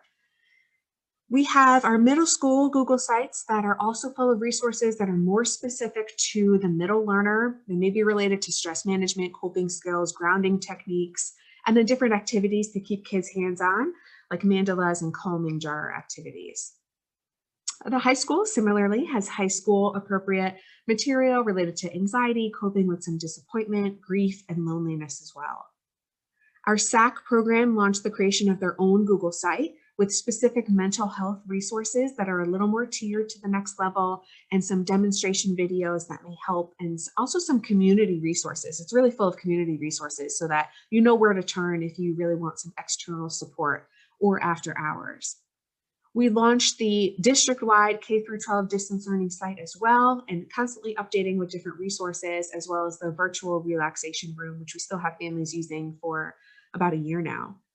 Mentioned earlier, Effective School Solutions has their parent programming on destigmatizing mental health, the language of behaviors, school avoidance, and managing stress. We continue to communicate resources and supports through these various mediums. What is particularly popular right now, be it the Google Classroom or the site itself. We also held 3 Parent Academy presentations. Ms. Fox and I lead the Parent Academy series in collaboration with other supervisors. And so we focused our content this year on dealing with the pandemic. And our 3 presentations were preparing children for a different school world, raising healthy children during times of stress, and strategies for coping with pandemic stress specifically.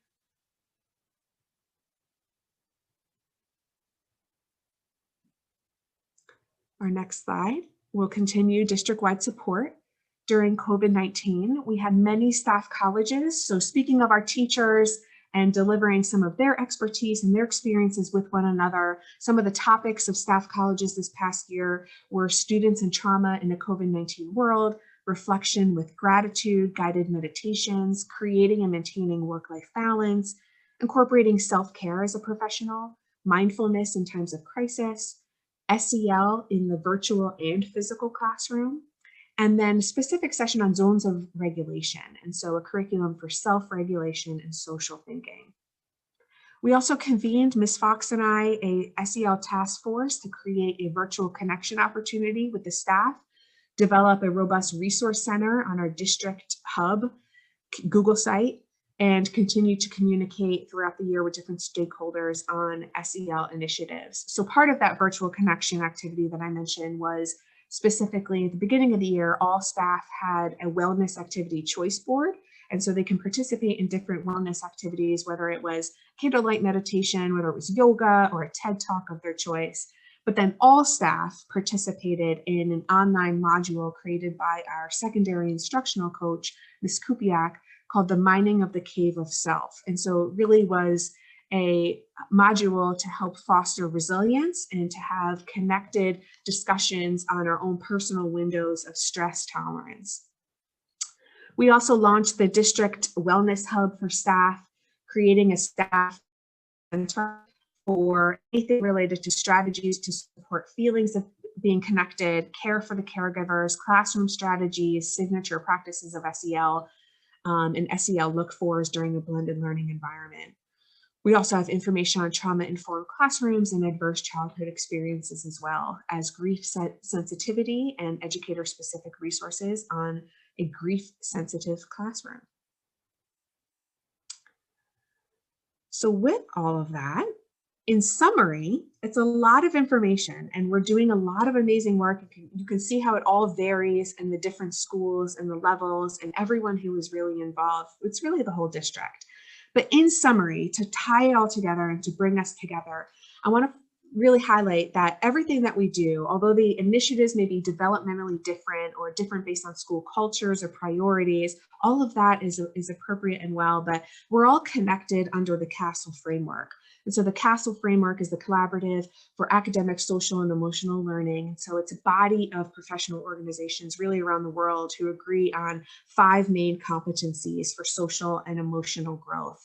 That's self-awareness, self-management, responsible decision-making, relationship skills, and social awareness. And so while we may have different initiatives and projects that are constantly happening around the district, we are all connected to those 5 major competencies, and we keep CASEL as our guiding framework for all of our work. So with that said, I thank you so much for your time this evening and for really the opportunity to share some of this work. And especially thank you to all of the administrators who took their time this evening to join us and to share as well.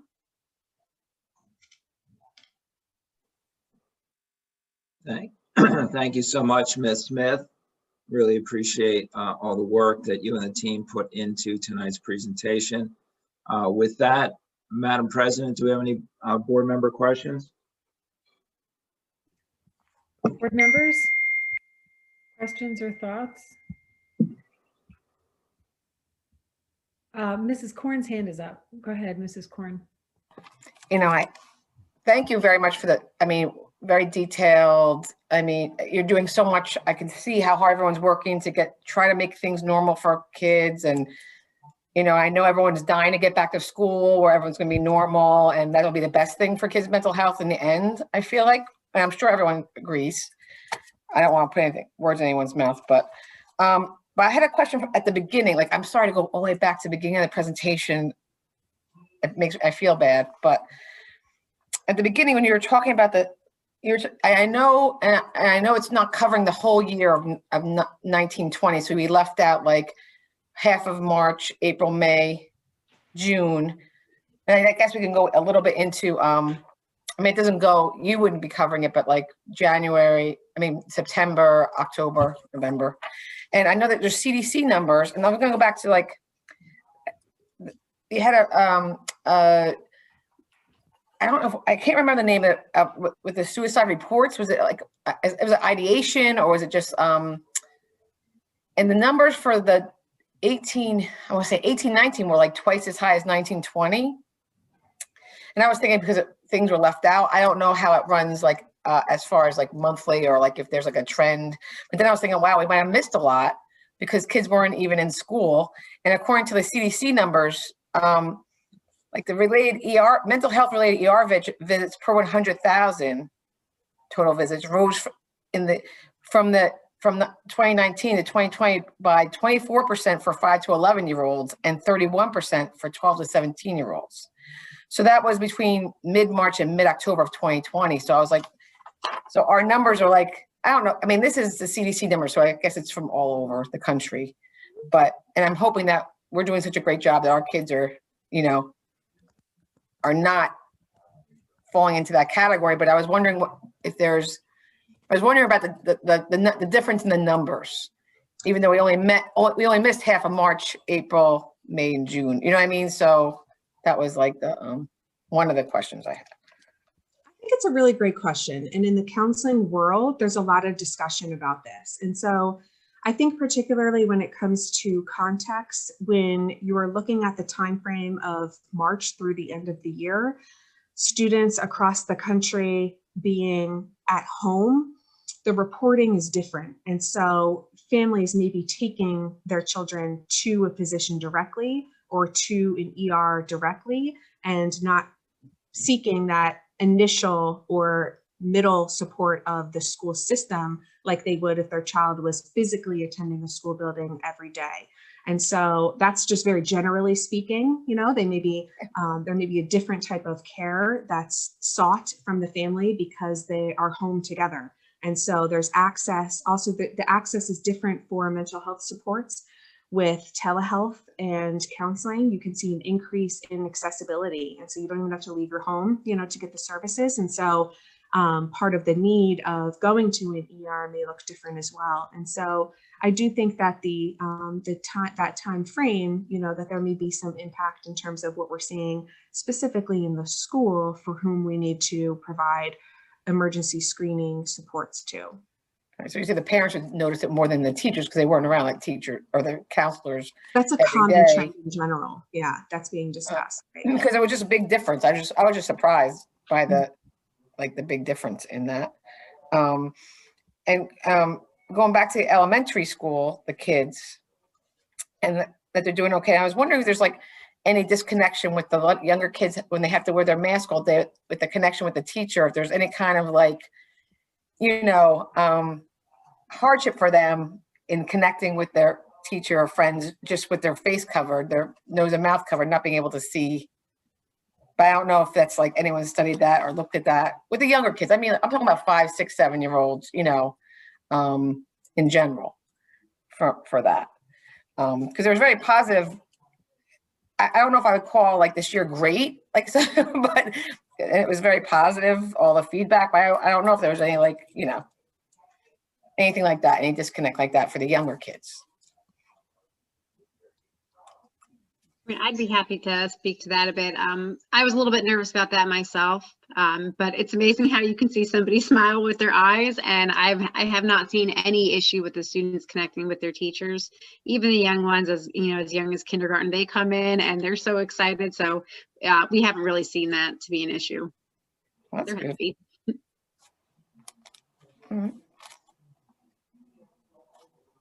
That's it. Thank you very much. I mean, it was really thorough and a lot of work, and thanks for all the work. Board members, any other questions? I don't see any other hands, so I'd like to just thank everyone from all the buildings and the administrative team for all the work that you put into this and for bringing it together so seamlessly, and for everything that you do that makes it possible to bring this report to us. We do appreciate it.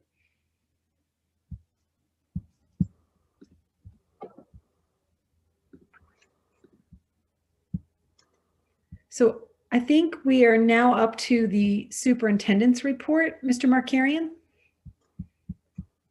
Yes, Madam President, we have 2 items that we need a motion and a second for. Could we have a motion, please? Mrs. McCune and Mrs. White. So simply put, this is our school bus evacuation drill report. Every time the schools are completing a drill, we have to adopt the fact that it occurred. That's the first item since Cedar Hill School did a bus evacuation drill on April 5th. That's on the agenda. And our HIB report, we do have HIB report this agenda as well. Those are the 2 items. Thank you. Mr. McLaughlin, could we have a roll call, please? Mr. Salmon, Yes. Ms. Schaefer, Yes. Ms. Beckman, Yes. Mrs. White, Yes. Mrs. Richmond, Yes. Mrs. Korn, Yes. Ms. Hira, Yes. Mrs. McCune, Yes. Mrs. Gray, Yes. Madam President. Thank you, Mr. McLaughlin. Mr. Markarian, back to you. Yes, thank you. So I just wanted to share some news items, if you will. Some of you may have actually been aware of one of them if you took a look at the Bernardsville News from the 22nd of April. There was actually a report about the cheerleading teams at Ridge High School. Both of the Ridge High School competitive cheerleading teams were named 2021 New Jersey State champions in their respective divisions. So congratulations to both of those teams. And then recently we received an email from one of the team parents describing the fact that not only did we have both teams become cheerleading champions for the state of New Jersey, we also had a team that was a national champion. So that was pretty special. I think that's why I received this email. And I just wanted to share that with you, that this is the first time that we've ever had a national championship team for Ridge High School. And this is also the first time that our division, which is small varsity D1, has been won by a team in New Jersey in over 40 years of the championship, which is the UCA National High School Cheerleading Championship. So that was pretty interesting news, and I just wanted to pass along that information that I was sent. And also, I just want to recognize the fact that due to the pandemic, as it will come as no surprise, we've had to do a lot of things in very unusual ways.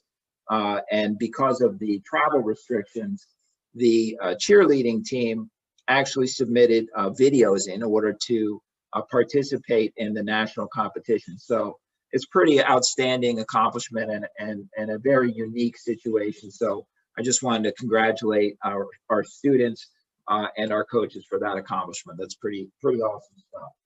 I also wanted to mention another bit of media news, actually, for those of you that have been following the governor's daily news briefings. You might have seen today in the briefing that the governor addressed the question associated with end of year events, proms, graduations, those types of things. And in fact, raised some of the capacity limits for indoor and outdoor types of events associated with proms, graduations, and the like. And there is an executive order that I haven't gotten my hands on yet, but I just wanted everyone to be aware that it looks like we're moving in the right direction with capacity limits. And so I will review that executive order with the administrative team, and hopefully that helps them move forward with some end of the year plans. As far as closer to home, obviously this week we started with some change in our buildings, in that we implemented all of the selections that parents had made for fourth marking period. By that I mean whether they had chosen to have their child come to school in person or to be a virtual student. So all of those different selections took effect today. So we saw many more students in our school buildings, in particular at William Allen Middle School and Ridge High School. So that was pretty exciting to see today. I got a chance to get out briefly this morning and take a quick walk and see so many more students around. That was outstanding. I did get a question today about what exactly is the breakdown between the virtual and the in-person, and literally all of the Genesis flags, if you will, were being changed right up until this afternoon. So I didn't want to give exact numbers yet. I'll be able to do that probably tomorrow, but it's looking like roughly a 70-30 split across the district. I think almost 70% of students in person and about 30% virtual, but I'll zero in on that tomorrow and be able to really get accurate with that. With respect to the next phase that we have going, of course, is May 3rd, which is a week from today. And at that point in time, we will be taking all of these selections that the students have made for this week, which is obviously still abbreviated days. And next week on Monday, May 3rd, we will start with our full day schedules, where we will be returning to our traditional starting and ending times. Hopefully those folks that receive transportation from the school district by way of busing will have been emailed a bus pass today. If you were expecting to get a bus pass with updated time information for the afternoon, since obviously going to school for a full day is going to mean a later drop-off time, we did redistribute bus passes. If you expected to get a new bus pass today and you didn't get one, certainly I would ask you to contact our transportation coordinator, Janet Labaska, and I did put her email address out in last Friday's SOS Express. And that's about it, the exciting news of the day.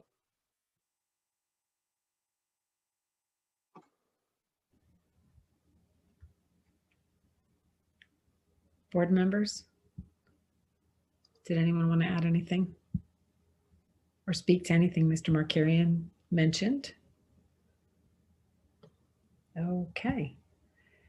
Then we are moving on to I'm sorry. We are moving on to public comment on agenda items. Mr. Syed, do we have anyone waiting in the waiting room? There's nobody in the waiting room. But I have public comment. Most of them are on non-agenda items. There's a couple that are tangentially related to the presentation, so I'll read those. There's two. Okay. First public comment is from Alicia Martin, 118 Blackburn Road. Every year, there's a backlog in the Ridge Counseling Department of students that are entirely done with all the steps of the college application process, including having met with their counselor. They are simply waiting for items to be sent to the schools. It is understandable that this is the busiest time for the counseling department. However, this delay puts our students at a disadvantage when applying to schools with rolling admission, especially when compared to students in the South who have already been in school for over a month before our counseling meetings ever begin. It is possible to train an individual for these first few months of school to assist with this submission process. This is an issue that has been brought up multiple times at the Ridge PAC over the years. The next public comment on agenda item on the presentation is from Barbara Geary, 66 Dryden Road. Thank you for tonight's presentation of trends in mental health and SEL programming. It is my understanding that the state's requirement is 250 students per school counselor. I know we do not meet this requirement at the elementary schools. Do the high school and middle school meet this requirement? What is your plan to meet the state's requirements for elementary schools? How were we not able to meet this requirement in prior years? Thank you. That is the only public comment, written public comment on agenda items. I do have someone that just entered the waiting room, Madam President. Okay, if we can get them in there, that would be great. Yep, it is Vivian Zhang. I'll admit her now.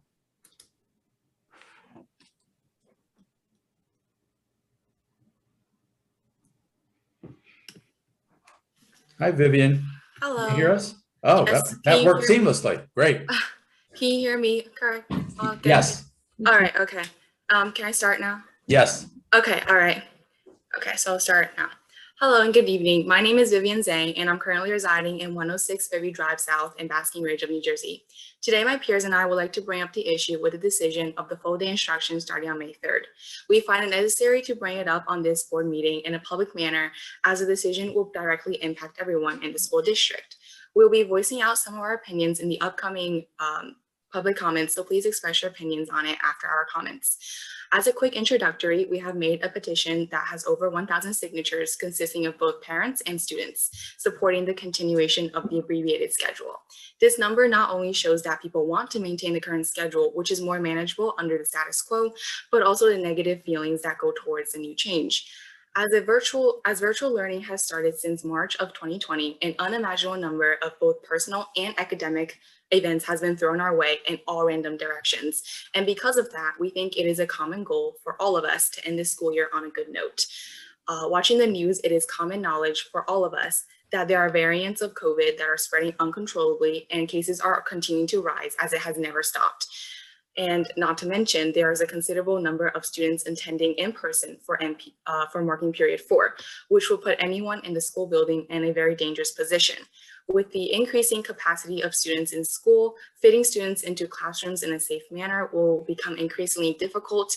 And an in-person classmate of mine said that the distance between students in a classroom has lowered from 6 feet to 3 feet, further providing the negligence in safety measures. And keeping in mind that masks won't be used during lunch, eating at school will be an extremely uncomfortable experience. And even if the rate of transmission is kept at a low number, fear and paranoia should not be neglected, especially considering that a healthy learning environment requires for everyone to feel comfortable. Another peer of mine attending school in person said that their essential devices for school run out of battery by the middle of the day. And by then, the outlet ports in classrooms are not enough to keep up with the number of students and their devices.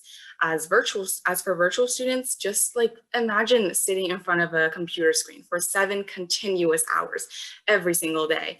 And that's not even including the extra screen time, doing homework, studying for tests and quizzes, and other once in person, but now in virtual activities. And then considering for the well-being for both in-person and virtual students and staff, we hope that at the end of the final decision, the outcome prioritizes everyone's feeling of safety and comfort and putting health in front of anything else. And after this, my 2 other peers, Arushi and Akil, will further elaborate on this topic in their own times. Thank you. Thank you, Vivian. Okay, so we have another person in the waiting room that I think Vivian referenced. It's Arushi Mishra, excuse me. I will admit you now.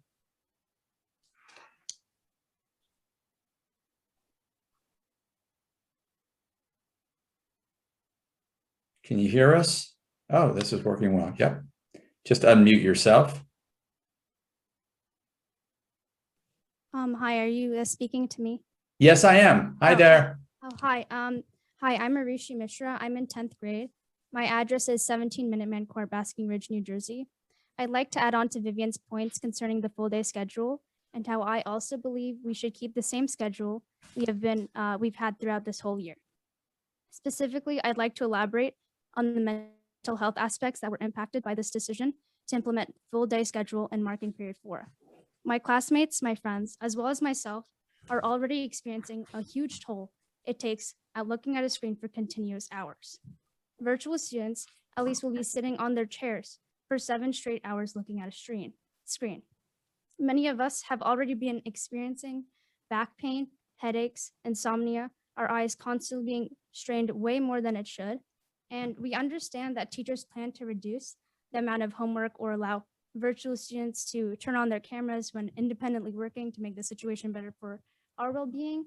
But this situation to us seems similar to our abbreviated schedule we've had, but a bit more complicated. The schedule would also make it a more stressful environment for in-person students as well. Yes, a significant amount of students have gotten the vaccine along with teachers, but it's still very easy to spread and it does not prevent us from getting variants or COVID. It will only reduce the severity of it. Masks off, eating around people, being closer to people will increase the tension of students as well as teachers that already are experiencing this and will cause more of a risk to them as well as their families being harmed by this airborne virus. A significant number of students and parents have commented on our petition and have expressed these concerns for the well-being physically and mentally for all students of Bernards Township. Personally, I feel a bit hurt that the parents and students were not more involved in this decision on whether we should have full day school for this last marking period. Thank you for your time. That's all I'd like to say. Thank you, Arushi. Appreciate it. Thank you for having me. Okay, let's see. We have another person in the waiting room. It's Akio Kad. Let's see if I can, there we go. Got it. Okay. We're having very good luck with Zoom tonight. Hi there. How are you? Hi, how are you? Good. All right. Yeah, you can make your public comment. My name's Akil Kade, and I'm a sophomore who lives at 10 Walden Place. I'm here to advocate for the continuation of the half-day schedule. A full-day schedule would do more harm than good for a couple of reasons. First, like my peers mentioned, it is extremely strenuous for students. But secondly, a full-day schedule will accomplish the polar opposite of its intended purpose. The entire point of a full-day schedule is to increase class time to increase information learned per day. However, students won't learn more in class like planned for 2 main reasons. First is because of the increased workload. Let's do a little bit of math. Right now, students are in class for an average of about 3.5 hours and have about 4 hours of homework per day. That's 7.5 hours of total schoolwork. If you transition to a full schedule, students will be in school for 7 hours and have to do double the homework since they'll have double the classes per day. Doubling the workload so students will suddenly force will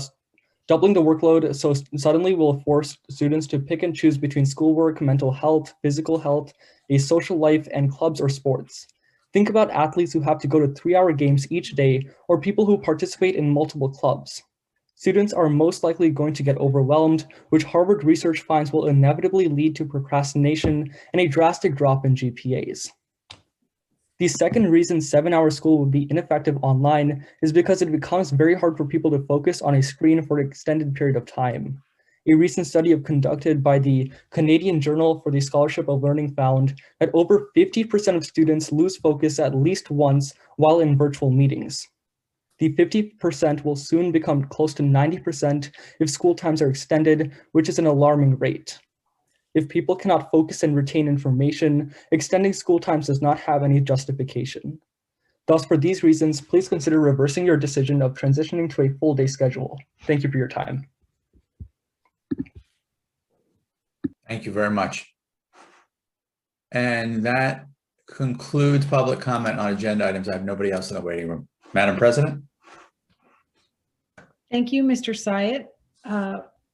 Markarian or board members, does anyone have anything they want to say? I just wanted to correct the one girl that the numbers aren't going up. Our numbers are all trending way down. So, if we're going to say in public, you might as well get to say the right numbers. The numbers are trending way down in hospitalizations and in cases. Mrs. White? I just also want to correct a couple of pieces of information. One is that actually students have been eating in school since October. The elementary school have had snack the entire time, and the high schoolers have brought snacks to school as well.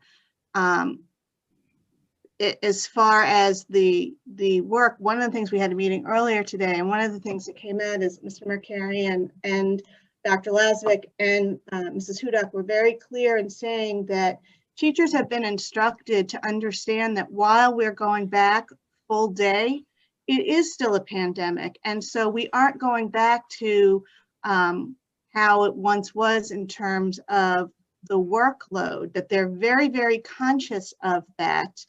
And that, if a student does find themselves in a situation where that isn't happening, then they should be reaching out to the teacher to address that. But that is something that really has been thought through. And it's also been, this decision has been something we've been discussing all year. And as a board, we feel very strongly that now is the time to be moving forward and to do this, and that the kids need to be back in school.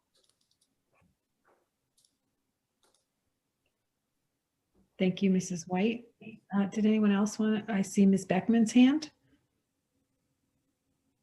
I just want to say that my kids have been virtual for a year, right? And one of my sons went back to school today, and he loved it. He was very happy to be back. There were only about 5 or 6 kids in each of his classes other than PE.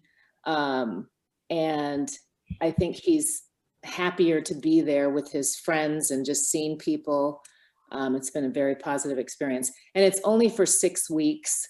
And I think, again, I think the numbers were a little bit off, saying you're going to have 9 classes, so now you're going to have double the homework.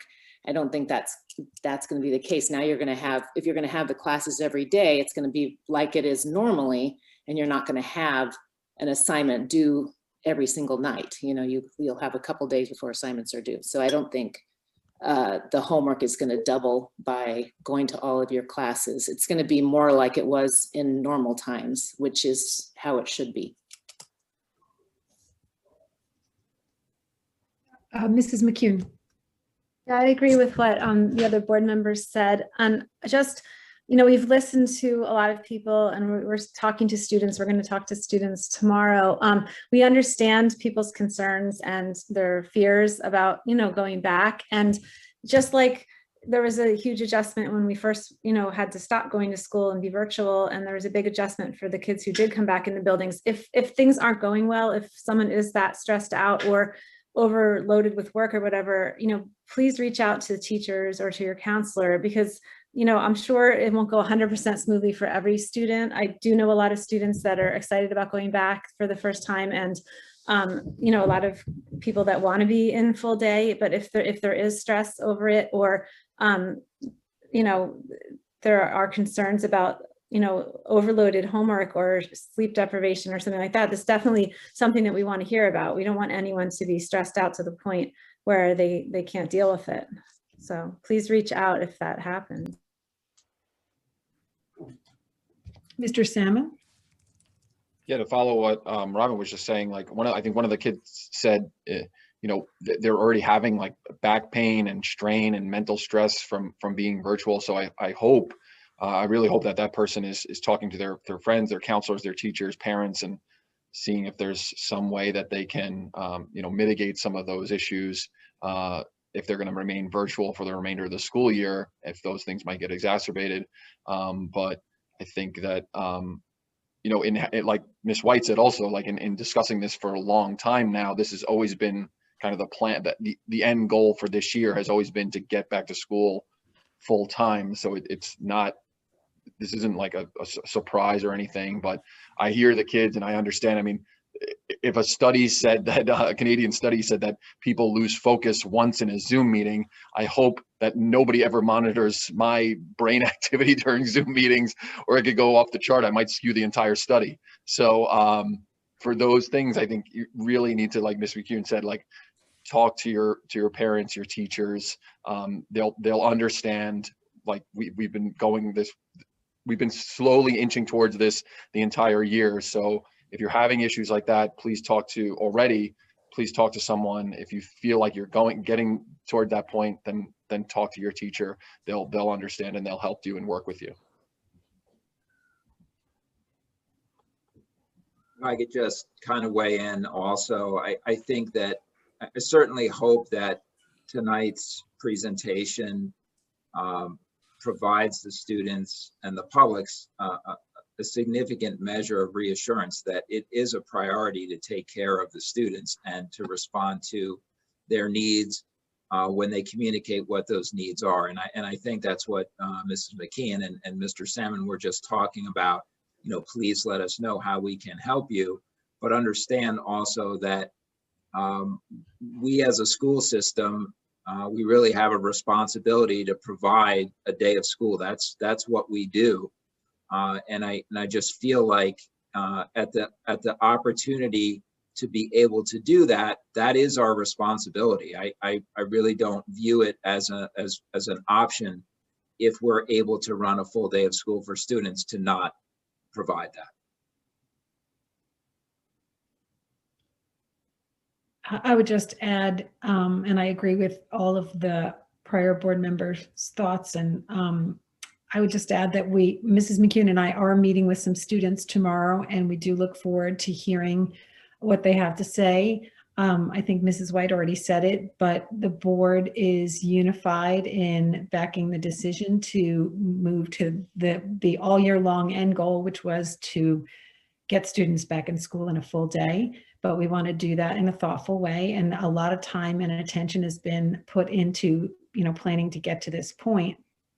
And just as a little bit of counterpoint, I'll share that I have had more people than I can count reach out to me to tell me how, and I spoke with one parent just this past week, their student is coming home from high school at 12:15, and they pretty much don't have anything to do for the remainder of the day, and how frustrating and disappointing that is. You know, some reports are that students are taking naps in the middle of the day, and there seems to be a fair amount of available time. So I think we have to remember that there's always going to be extremes. And I know that the staff is committed to working with the students to make this transition. And we wish everyone absolutely the best as we do so. I don't see any other board members' hands. So I think with that, we'll be finished with the superintendent's report and moving on to the approval of minutes. Could I please have a motion? Mrs. White and Mr. Salmon and Mr. McLaughlin, could we please have a roll call?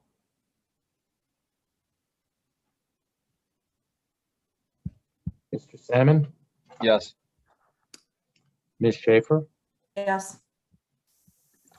Ms. Beckman, Yes. Mrs. White, Yes. Mrs. Richmond, Yes. Mrs. Korn, Yes. Ms. Hira, Yes. Mrs. McCune, Yes. Mrs. Gray. Yes. Thank you, Madam President. Thank you, Mr. McLaughlin. Now we are up to the Finance Committee report. Mr. Salmon? Oh, I'm sorry, Mr. Salmon. Let me just request a motion, please, before we go into the items. Mrs. Richmond and Ms. Schaefer. Okay. Finance met on April 22nd. The first item for discussion was the district's facilities contract, which includes our custodial, grounds, and maintenance services, with Aramark expires on June 30th this year. The contract was structured as an initial 2-year term with 3 one-year renewals, all of which were exercised. Mr. McLaughlin worked with Mr. Bill Richter, who is the president of Advocate, the district's food service and facilities consulting service, to develop a request for proposal for bidding on our facilities contract for next year. The advertisement of the bid package was published on April 20th, and bids will be opened on May 6th. The second item for discussion was an update from Mr. Perrin, who's the Assistant Director of Facilities for the district, on the WAM Science Lab project. The contract was awarded in December, and construction is set to begin on June 21st. The casework was ordered on March 25th and scheduled for delivery on July 7th. All other project submittals have been reviewed by architects and engineers, and substantial completion date for the project is August 15th. On a side note, Mr. Perrin explained that the new classrooms at WAMS will have light harvesting sensors on the windows. These sensors detect exterior light, sunlight, and adjust the room lighting accordingly. So that's a pretty cool like green initiative that the district is undertaking with this project. The next item for discussion was an update on the installation of bipolar ionization systems for the HVAC systems in the district. Mr. Doug Marino, who's the Director of Facilities for the district, provided an overview of the ionization systems. I reported out on this last time, but essentially the systems generate free-floating ions which attach themselves to small particles circulating through the air that normally wouldn't get trapped by our filter systems. So these small ions attach themselves to these particles, creating larger particles, and these larger particles are captured by our current air filters. So this is a way to utilize our current air filters more efficiently. Mr. Marino explained that the installation of the ionization systems would not affect the warranty on our HVAC units, and the ionization systems generally last for 10 to 15 years. Mr. Marino also noted that many other school districts are installing similar systems right now. Mr. McLaughlin explained that a grant will be submitted to use ESSER 2 funds to install these ionization systems in all the district's air handlers. The next item for discussion was an update on Chapter 44, which is the new healthcare legislation that was signed by the governor last year and mandates the inclusion of the New Jersey Educators Health Plan for all districts. So as of January 2021, we had 310 staff members elect the New Jersey Educators Health Plan based on the way contributions go for under the New Jersey Educators Health Plan. The employee's contributions are a percentage of the employee's salary, as opposed to under Chapter 78, which the employee's contribution was a percentage of the premium that was paid. Given this disparity, we are projecting a loss of about $70,000 a month in employee contributions for these employees that elected to go under the New Jersey Educators Health Plan. During board forum tonight, the board will be proposing a resolution that will urge the governor and the state legislator to enact legislation providing relief to school districts from the increased costs due to the New Jersey Educators Health Plan. The next item for discussion was an update, was a proposal from Dr. Philip Leopold, a parent in town, along with Mr. Shello, the athletic director, and Dr. Lazovic, the Ridge High School principal, about an interscholastic sailing program for Ridge High School. Dr. Leopold said that 20 students from Ridge and 8 students from WAMS that will be in Ridge next year expressed interest in the program. Dr. Leopold provided some general details about the program. It would be co-ed. They would practice at the Manhattan Yacht Club in Jersey City. The yacht club would provide boats for the students and a coach's boat. State regattas are held in Toms River and Raritan Bay during the fall and spring, and they do not have a coach as of yet. Dr. Leopold had prepared a presentation outlining some details about the program, but due to the committee's questions that were asked and some additional factors that Dr. Leopold discussed with Mr. Shello and Dr. Lazovic, Dr. Leopold is going to update his presentation. Mr. Markarian also reiterated the board's policy regarding new clubs and sports, which is essentially a 3-year probationary period to get the club or sport up and running before the board considers funding some portion of the costs. And that is policy 6630.1. The agenda items on the agenda tonight, 1 through 3 are standing items. Number 4 is the disposal of equipment and books. Number 5 is an approval of the agreement with Somerset County Ed Services for out-of-district special education and VOTEC transportation services for next year. Number 6 is approval of submission for an application for the Kochia Foundation, Passing the Torch Student Award Program for $250 to be utilized as prizes for student achievement and passion for Italian. Number 7 is approval of the submission of an application for the Unified Champion Schools Grant in the amount of $9,000 to be utilized for the Special Olympics of New Jersey Unified Sports Program. Numbers 8 through 11 are, numbers 8 through 10 are student services. Number 11 is approval of an out-of-district placement. Number 12 is approval of settlement agreements. And number 13 is the resolution to approve an extension, a renewal of the contract with Effective School Solutions. And that's it.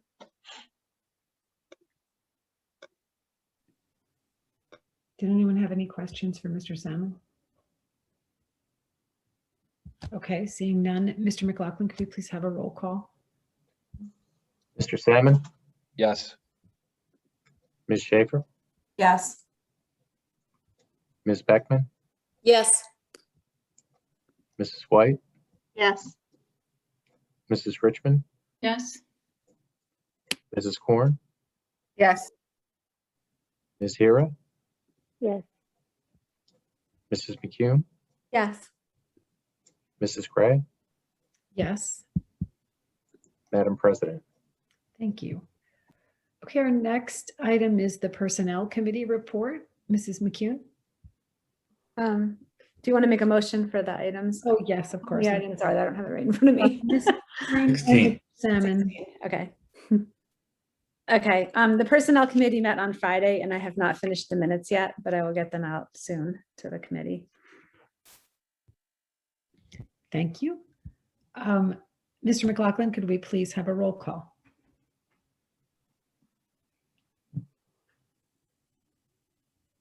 Madam President, would you mind clarifying who moved the It was motion? Mrs. Korn and Mr. Salmon. All right, that's what I had. I just wasn't sure. Thank you. Sure. Mr. Salmon, Yes. Ms. Schaefer, Yes. Ms. Beckman, Yes. Mrs. White, Yes. Mrs. Richmond, Yes. Mrs. Korn, Yes. Ms. Hira, Yes. Mrs. McCune, Yes. Mrs. Gray. Yes, Madam President. thank you, Mr. McLaughlin. Our next item is the Policy Committee report. Could we have a motion, please? Mrs. White and Mrs. Richmond. And Mrs. Korn. Hi.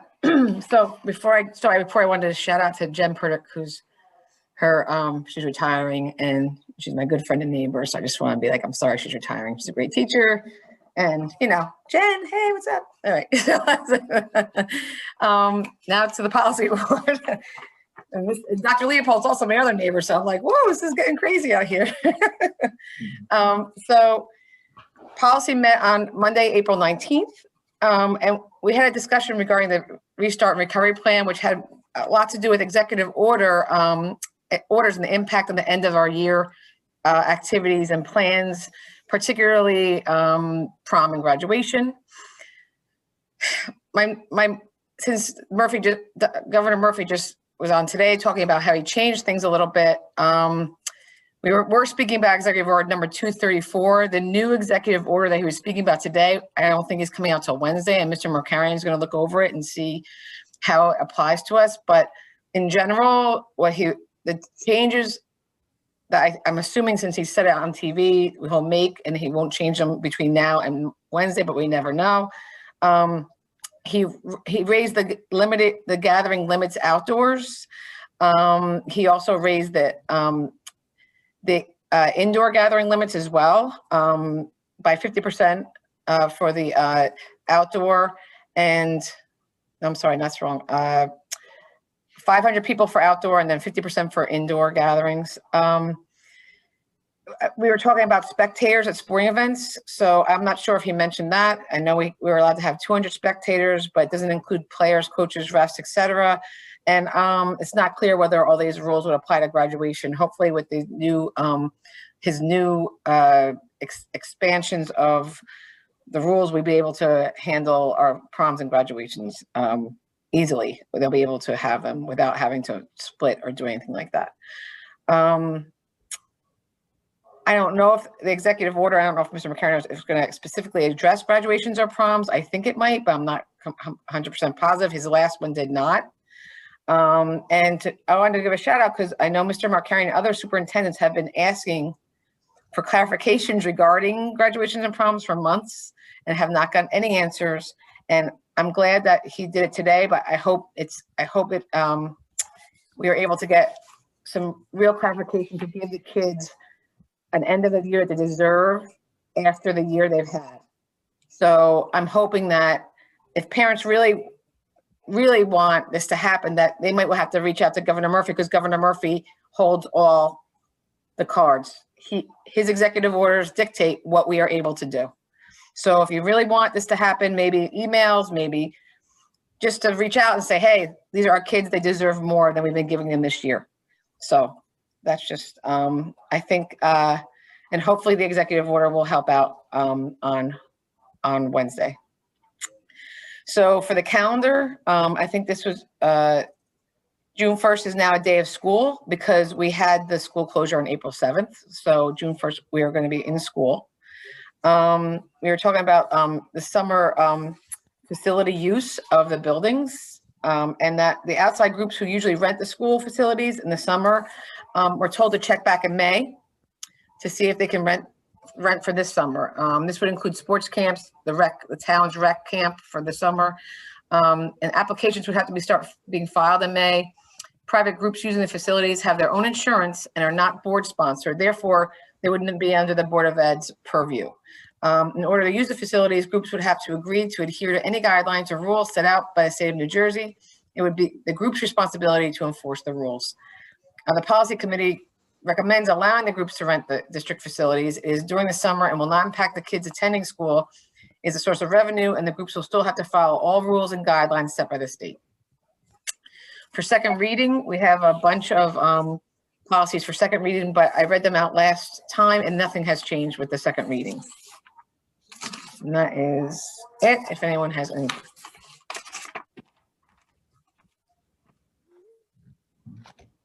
No questions? Okay, so could we please have a roll call, Mr. McLaughlin? Salmon, Yes. Ms. Schaefer, Yes. Ms. Beckman, Yes. Mrs. White, Yes. Mrs. Richmond, Yes. Mrs. Korn, Yes. Ms. Hira, Yes. Mrs. McCune, Yes. Mrs. Gray. Yes. Thank you, Madam President. Thank you, Mr. McLaughlin. Our next item is the Curriculum Committee report. Mrs. White, I know we had discussed an item for approval, but I don't see it on the agenda. It's the new course proposal, anatomy and physiology. So I don't know, as a point of order, Mr. Markarian or Mr. McLaughlin, if we don't have it on the agenda, can we vote on it and approve it? You can, you'd have to make a motion to add the item to the agenda, but it's probably nothing that's the problem to put on the next agenda if you prefer to just do it that way. I see Mr. Syed vigorously agreeing with that suggestion. May 3rd. It's only a week away, so. Right. Okay, so then we'll do that just to keep it in line with the agenda. Yeah, we'll get it on for May 3rd. Okay, so I'll just read the report. Thank you, Mrs. White. Okay, so there's a new course, Anatomy and Physiology. The course will be offered in replacement of Project Lead the Way, which we discussed at previous meetings. By reducing the Project Lead the Way 3-course sequence into a single course, a greater opportunity to sample a wide array of courses will be provided to Ridge students. The need for 4 sections is projected for the coming year, with half the students electing for it to be taken at the honors level. Just like other classes, such as sociology, both CP and honors will run concurrently. Honors level students will have an added lab, thus making it a 6-credit course. Prerequisites for enrollment are the successful completion of enriched biology, which is formerly called biology mathematical or honors biology. We had a few items of discussion. The first had to do with the summer financial literacy course. And the decision has been made to offer the summer course again virtually. The summer of 2022, the course will resume in person as it was intended when it was created. And more information will be available as to how to register students in coming weeks. We also talked about music credits and how that will be affected with the scheduling during the rotating drop schedule, which is underway. Course requests have been similar as in past years, and about 95% of the students' music course requests have been able to be met. The remaining few students will be able to have the option to receive partial music credit for attending 2 to 3 days. This has been done in the past, and it mostly pertains to juniors or seniors. The summer reading March Madness winners have not been announced yet. As in past years, a selection committee made up of guidance counselors, teachers, and students looked at bestsellers, Goodreads, and Caldecott winners to come up with the original 16 titles that then are whittled down to 4 fiction and 4 nonfiction books. Books were reviewed to assure they are well written, offer diverse authorship, offer current choices, appeal to a diverse audience, and will be appealing to a wide range of readers. At this time, the final 4 books of 2 fiction and 2 nonfiction had not been decided upon due to the district network issue. This has been a well-received system of selecting the required reading in past years, as the students like having input. We then discussed the 2021-22 community service program for sophomores. Students typically learn of this requirement to complete 25 hours of community service in global history their sophomore year around April 30th or May 1st, and will this spring as well. However, this requirement will be on hold as it was at this time last year, and a final decision as to whether to suspend this requirement will be made in the fall.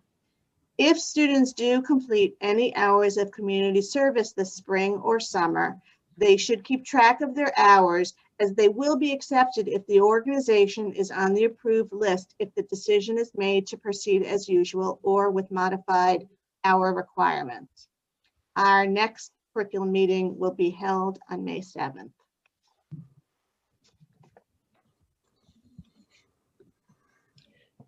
Thank you, Mrs. White. Did anyone have any? Oh, I see Mrs. Corn's hand. Do you have a question? I just had a question: is where can I go get see the list of the 16 books? That's all. I just wanted to see if I could. I believe it's on Mr. Hunter's website. Okay. Is that correct? It's definitely on the website. I will look to find the link. I have it somewhere. I'm not. Yeah, you just email it to me or whatever. It's not an emergency. It's just I just want to look at them. Sure. Thank you. Okay, so our next item is the Wellness Committee report. And Ms. Schaefer, I apologize. I think you have a report, right? I do. Yeah, unfortunately, we've heard a lot about wellness tonight, but you're going to get a little more. So the Wellness Committee, which Ms. Smith talked about, is another aspect that we kind of oversee all the wellness initiatives. We meet monthly, and in case people wonder if we're actually talking about this stuff regularly, yes, we meet monthly and talk about wellness. So our first agenda item, which has been all year, has been reviewing supports for struggling learners and students. So I know last meeting there was some question about whether we actually talk about this. And again, yes, we talk about it every single time. We discussed the counseling needs assessment, self-identifying survey, which closed back in February, and the counseling team has been acting on responses. There's also some discussion about whether they're going to do another survey for fourth quarter, which the staff was discussing. We'll hear more about that this week. The teacher form from the February 3rd in-service, I know this is a little old, but it's just sort of continuous work that carries on. The counseling and the AP teams were cross-checking student progress and supports. They were establishing a set of rounds, which I thought sounded like a really interesting idea, with the counselors, the AP, and the SACs. Each counselor was meeting individually with the APs to discuss students. The SACs were joining at the grade level discussions. This is at the high school level. And students, supports recommended were individualized to students. So RTI referral, attendance, family meetings, teacher follow-ups, and counseling referrals were some of the tools that they were using. And follow-up was continuing to occur as based on individual student need. So the evaluation and review of struggling students continues, and it's certainly not going away. There was also a lot of discussion about professional development planning for transition back to school. So again, for our students who are worried about this, everybody's thinking about it. The counselors have been working on some training. They did 2 hours of training on April 20th, specifically for the professional counseling staff and this child study team staff, which was a trauma-informed practice training, which is really especially applicable to the elementary schools, but it's for the counseling and clinical staff, foundation and refresher training on defining trauma, responses to traumatic loss, group counseling intervention, refresher on stabilization versus coping strategies, and a refresher on using strategies for the traumatic loss committee. The district staff is also looking at future training and planning for all staff, including teachers on trauma-informed practices and adverse childhood experiences. And I think that the idea that we've been through a collective trauma as a world is something that's definitely being reflected here. Ms. Smith mentioned the recent parent programming, strategies for coping with pandemic stress, and raising healthy children during challenging times. Both of those programs are available on the district website.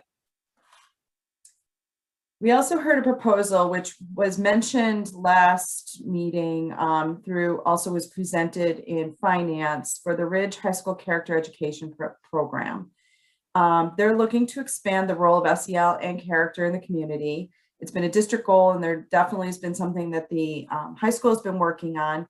They've been working at this since 2019 in some ways. They had an administrative retreat on the happiness advantage. We've been doing staff opening meetings, things on mindfulness in the classroom, creation of home groups in the high school, in-services on wellness, the introduction of Character Strong in January of 2020, staff college wellness opportunities for staff, and the creation of the Ridge Wellness Wheel, which includes all aspects of wellness, which I saw on Mr. Lazovic's slide during the presentation earlier. So where are we going now? We currently have 2 teams working on aspects of wellness. There's the school safety and climate team, which looks at issues mostly around HIB and bullying, as well as the school safety issues, and they meet quarterly. And the crisis response team, and they also look at culture and climate. And the crisis response team, which is sort of the professional staff for crisis responding, crisis management, drills and procedures, plans for reaction to response to crisis. It includes things like the traumatic loss team, the medical emergency response team. So it's specifically for crisis intervention. And the question from our group and from all of us was, why do we need another group to look at wellness? But this group is going to be short-term, charged with changing and working on shifting the culture Focus on developing a comprehensive program on wellness and inclusion, building materials, infusing it into the classroom, planning communication with parents and communities, planning and implementation until the momentum builds so much, and then it can be folded back into the other teams. Character Ed is one piece of wellness. There's lots of pieces of it, and it goes well beyond the health curriculum. It's in all areas of the school.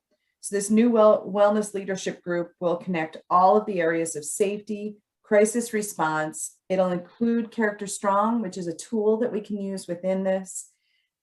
It needs to be established because it's a big project and it encompasses everyone.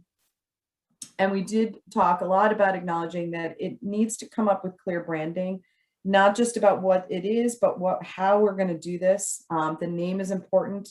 It isn't just wellness or character ed or inclusion or community. It sort of encompasses all of these. And Dr. Lazovic proposed some positions that will encompass this committee. Finally, the counseling program updates. You've heard a lot of it today, all the things that are going on. This is the stuff that's gone on recently. At the high school, Wellness Wednesdays with SACS, guided meditation continues. The staff has been planning for a virtual mental health day in May, which sounds kind of fun. Meetings are ongoing with all current 8th through 11th graders. So junior conferences started in March. April 7th was the deadline for course changes. There's another deadline coming up for appeals. WAMS was finishing up with NUM coping skills training, which was really fascinating because the 7th graders actually brought this to the school and said, you should talk about this, which was talking about addressing Zoom fatigue, social isolation, and pandemic fatigue. And the elementary schools, we heard all the amazing things they're doing, but they've just finished a responsible decision-making module. Lunch bunches continue, and Mount Prospect was working on a 2nd grade friendship booster afternoons, which sounded lovely. Our next meeting is April 29th, and I'll report out on that next week. Any questions? A lot of wellness tonight.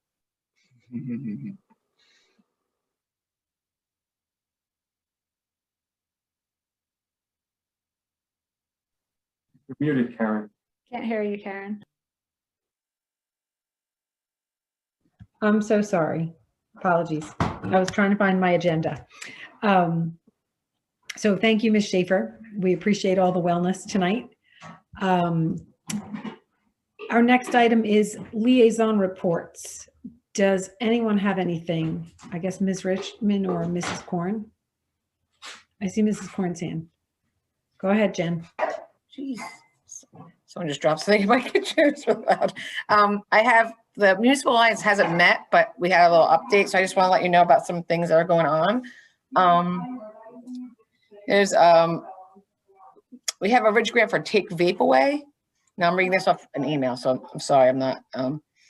So I know they're working with Ms. Smith and Ms. Tritt to implement vaping education into the health curriculum, working with Tim Shoemaker as a parent for a parent and student presentation.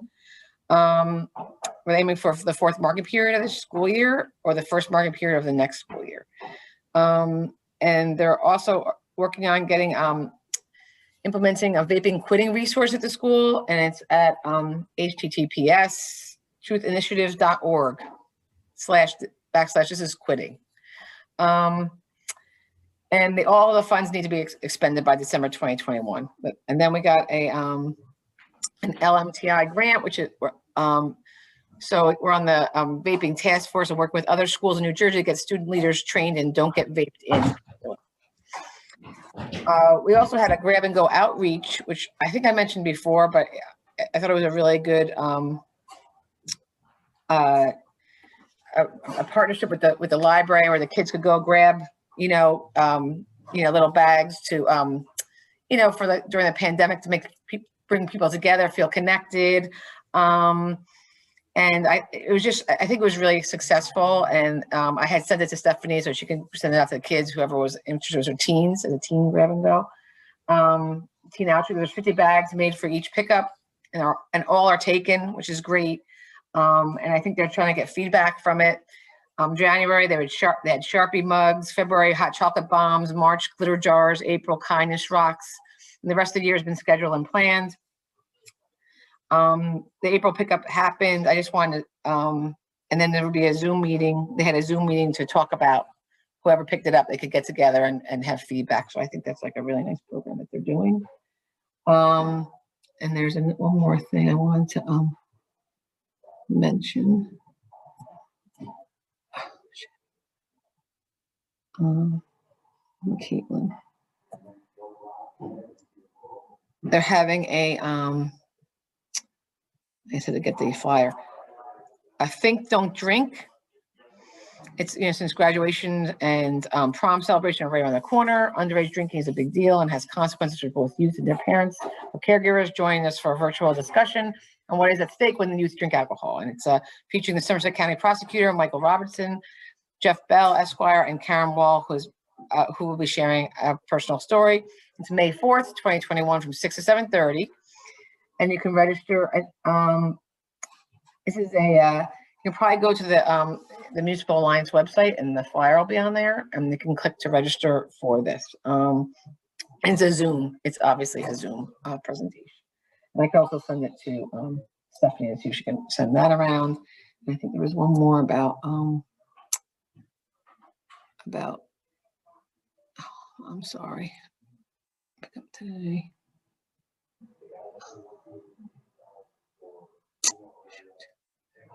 Just lost my. There's one more. Something. It's about marijuana with I have to find it in my email. That's this week, Jen. Right. It's like. Yeah, I think I have it. It was in the SOS Express. Yeah, it's a about like what you don't know about marijuana will hurt you and your kids. Right. It's Tuesday, April 27th at 7 p.m. So that's something that I thought was since they're going to be legalizing or they have legalized, it's a big deal for. It's through Community Crisis. You go to communityandcrisis.com to register for that. I'm sorry, I lost it. I had it on my email. I can't find it. Sorry. And that's that. Go ahead. I just wanted to add, because Mrs. Corn had mentioned the LMTI, which it stands for the Lindsay Meyer Teen Institute, which last summer was canceled due to the pandemic, but students who are currently in REACH just received this information. And so I think it's important to share that the Lindsay Meyer Teen Institute is going to be taking place this summer, and it's going to be a one-day summit in person at Camp Mason, and then there'll be 3 virtual days. And there's information on the team website for students to fill in if they have an interest in attending.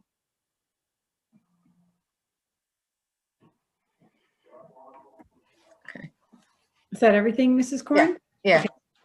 Okay. Mrs. Richmond, anything for Somerset County Ed Services? Yeah, Somerset County Ed Services met last week and they talked about they're developing a partnership with the VOTEC in Bridgewater, and they're going to be looking at 3 areas of study: the culinary school, health occupations, and auto tech. And they're in this partnership. They're looking at exploring a pathway to RVCC as a way for some of those students to get to school. And Mr. Dunsavage just brought up one of his bus drivers was in the media recently. She was featured in one of the papers for decorating the buses for the students for holidays and just being at like the happy bus that all the kids were always excited every time they came around because they're providing busing for Bridgewater. And I just thought I would mention that it was a positive thing for them. And a couple other things that came up that I'll have to discuss later at another time. Thank you, Mrs. Richmond. So our next item is public comment on non-agenda items. Mr. Syed, do we have anyone in the waiting room? We do. We have somebody in the waiting room, yes, who's been very patient. It's Kyle Zhao. I'll let him in now.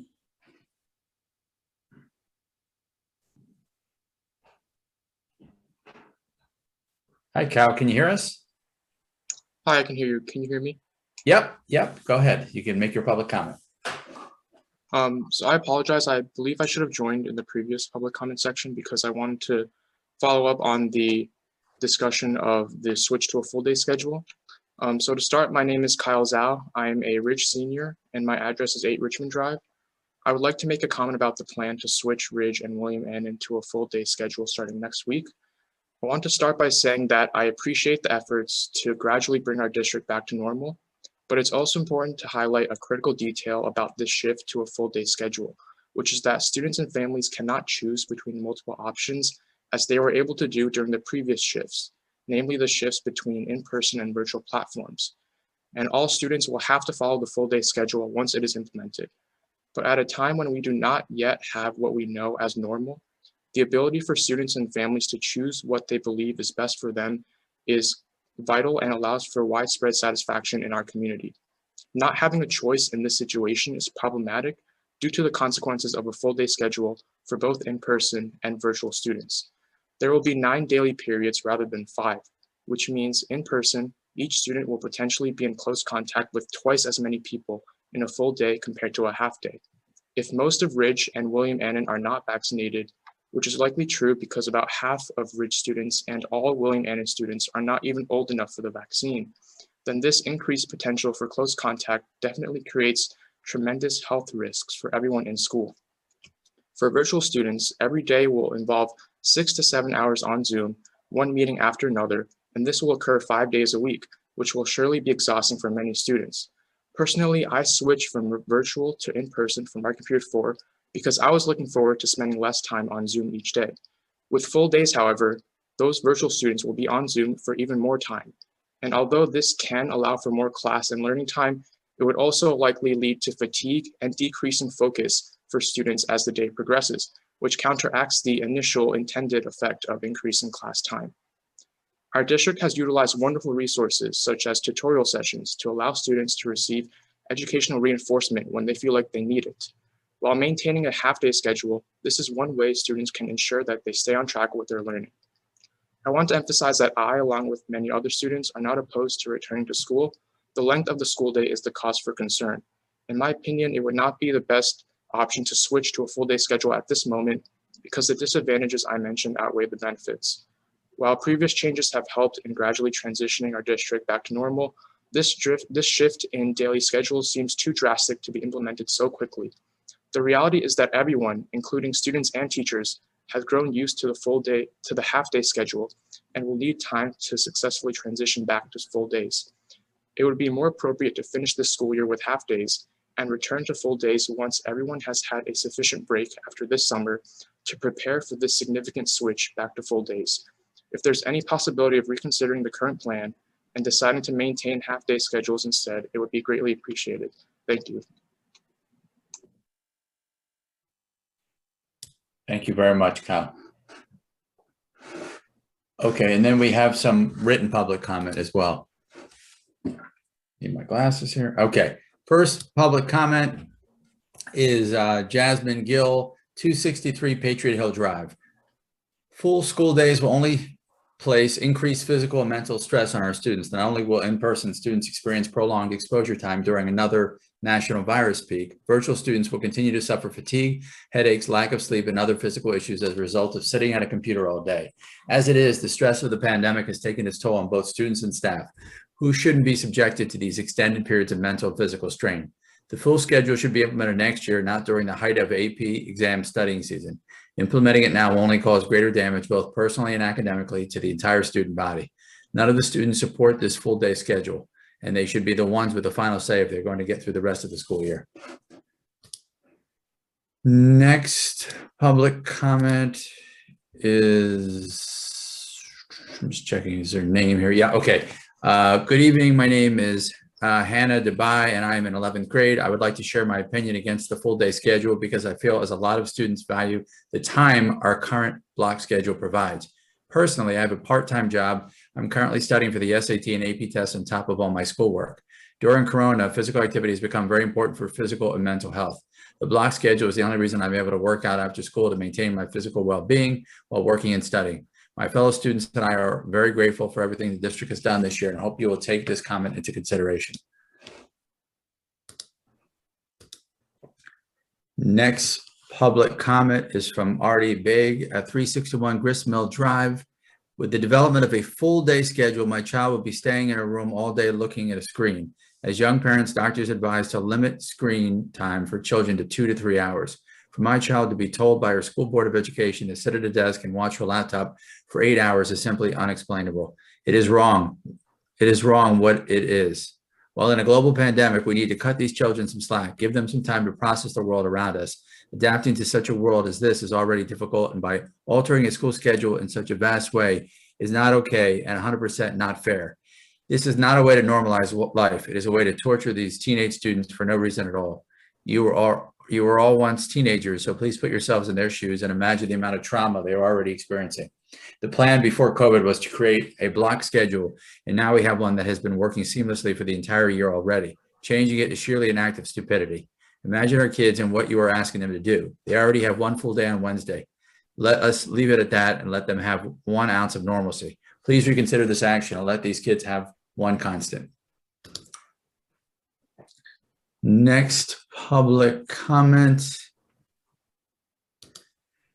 is from Lori Kennedy, 124 Penwood Road, Basking Ridge. Congratulations to the Ridge competition cheer teams. Congratulations to our national champions, the Ridge High School Black Varsity Competition Team. This is the first team ever to bring home a national championship for Ridge. This is also the first time in its division, small varsity Division I tumble, the national championship has been won by a New Jersey team. Ridge Black placed first, beating out some of the best teams in the nation from states like Colorado, Indiana, and Kentucky. Congratulations also to the Ridge High Green team, who won a bronze medal, competing in the small varsity non-tumbling division against an equally competitive field of teams across the nation.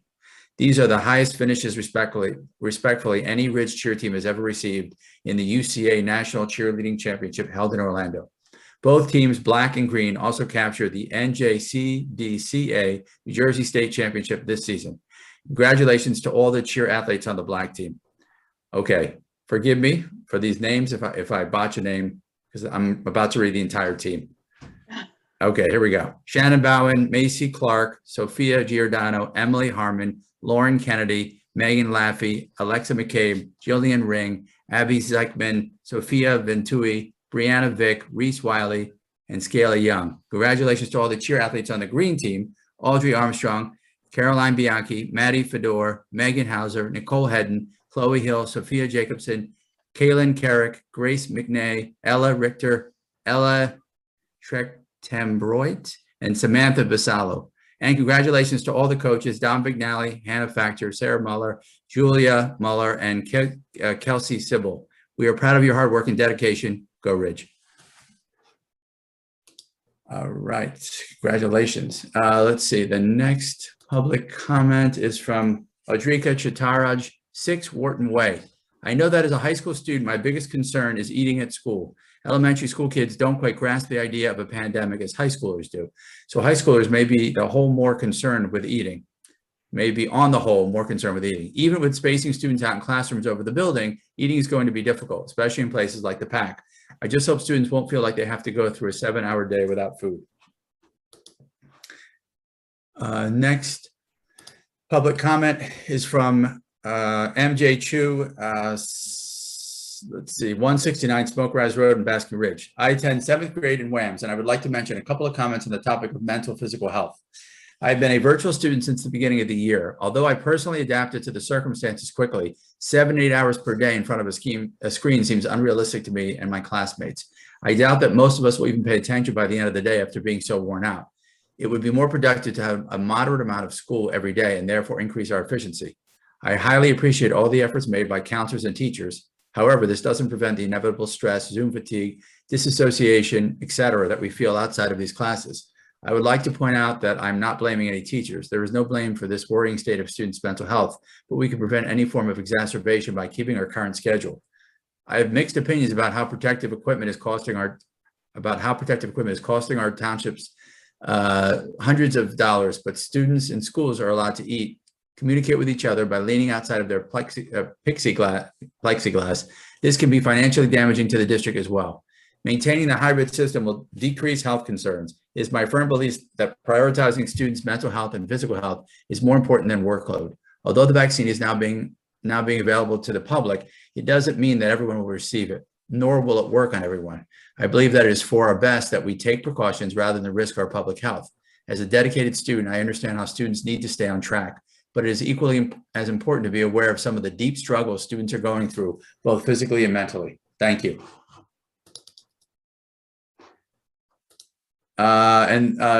Next public comment, Stacy Molinari, 26 Franklin Drive. I am in full support of the return to school full day in person. Our students missed far too much school this year, and the return represents a step in the right direction. Next year, hopefully virtual will not even be allowed option. Thank you. And that concludes public comment, Madam President. Thank you, Mr. Syed. Mr. Markarian? Any comments? Thank you, Madam President. I think most of the public comment was already addressed earlier tonight for the same rationale with respect to the questions about full school day. I did hear Mr. Syed take on the names for the cheerleading team, which was a great job. I was afraid to do that when I was looking at the email I was sent, so good for you. And I think, Mr. Syed, maybe you could help me with one I missed earlier about the school counselor ratio. I think the question was whether there's a legal requirement there or not.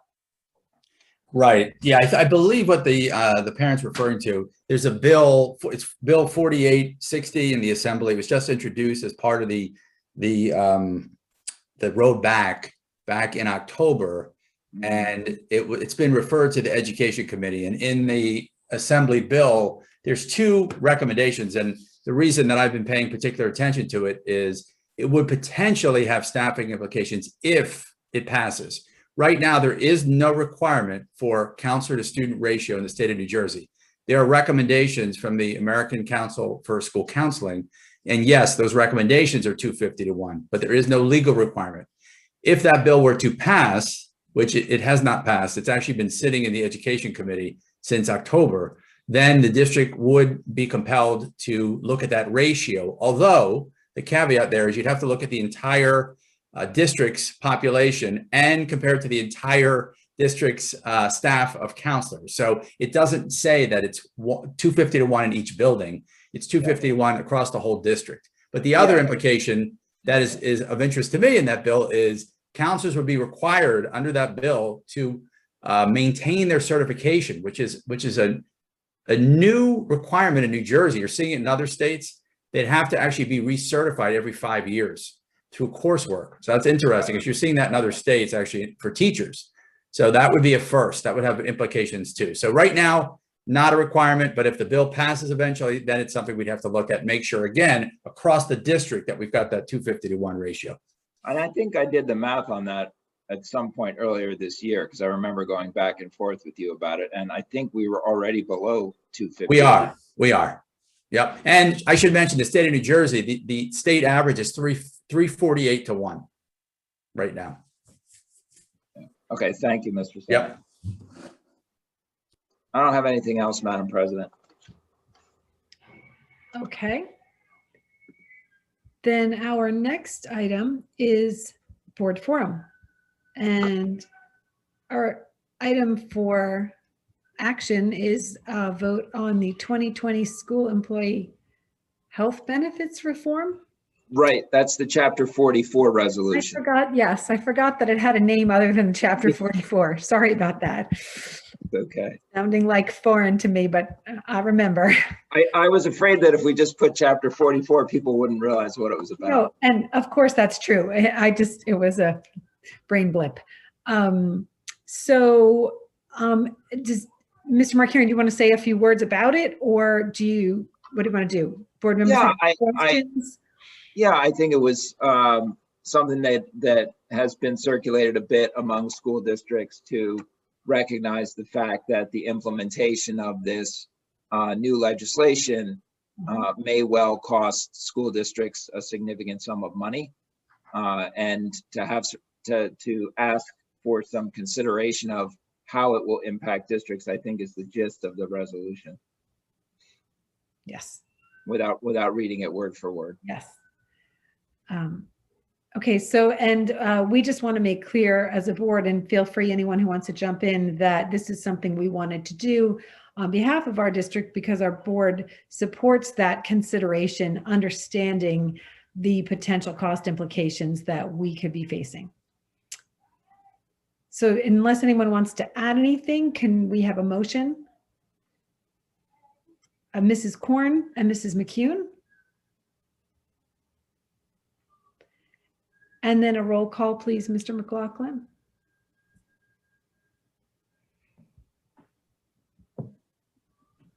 Salmon, Yes.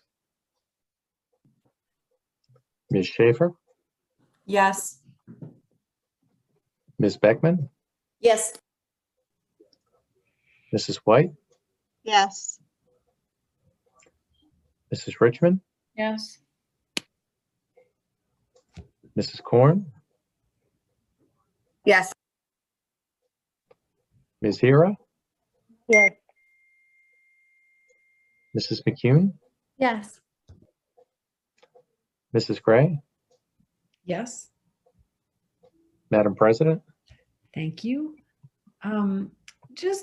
This is board forum, and I know we have one more thing that someone on the board would like to bring up, but just before that, I just feel compelled to say this because we've heard a lot of public comment tonight, and I know we're going to talk to students tomorrow, but in my travels around town and the email that we receive as board members and text messages and encounters with people in person in places like the grocery store, I have not had one single parent or student come up to me and say, Wednesday is so horrible. Every minute of 30-minute periods for 9 periods, I am engaged in on Zoom. I have frequently heard there's 10 minutes and then there's nothing for 20 minutes. And no knock on that because the schoolwork may necessitate that. My point really is that I have great confidence in our staff that there is no intent to torture students with 7 and 8 hours continuously of Zoom. And without sounding too contrary, I would like to remind everybody that no one has 9 periods of class. There will be breaks. There will be a lunch period. There may be study hall if a student has a study hall, and there is PE, which my understanding from what I have heard from the administrative team is intended to not keep students continuously on Zoom. I believe that is the direction that the building principals have given their staff members. So I again, just feel like I really wanted to say that because we've heard a lot of thoughts on the other side of this. I don't know if anyone else wants to chime in before we move on. Okay, so then I think we have one more item here, Mrs. Richmond. So last week I submitted a letter to the Board of Ed and Mr. McCarrion, and I will read it if I can.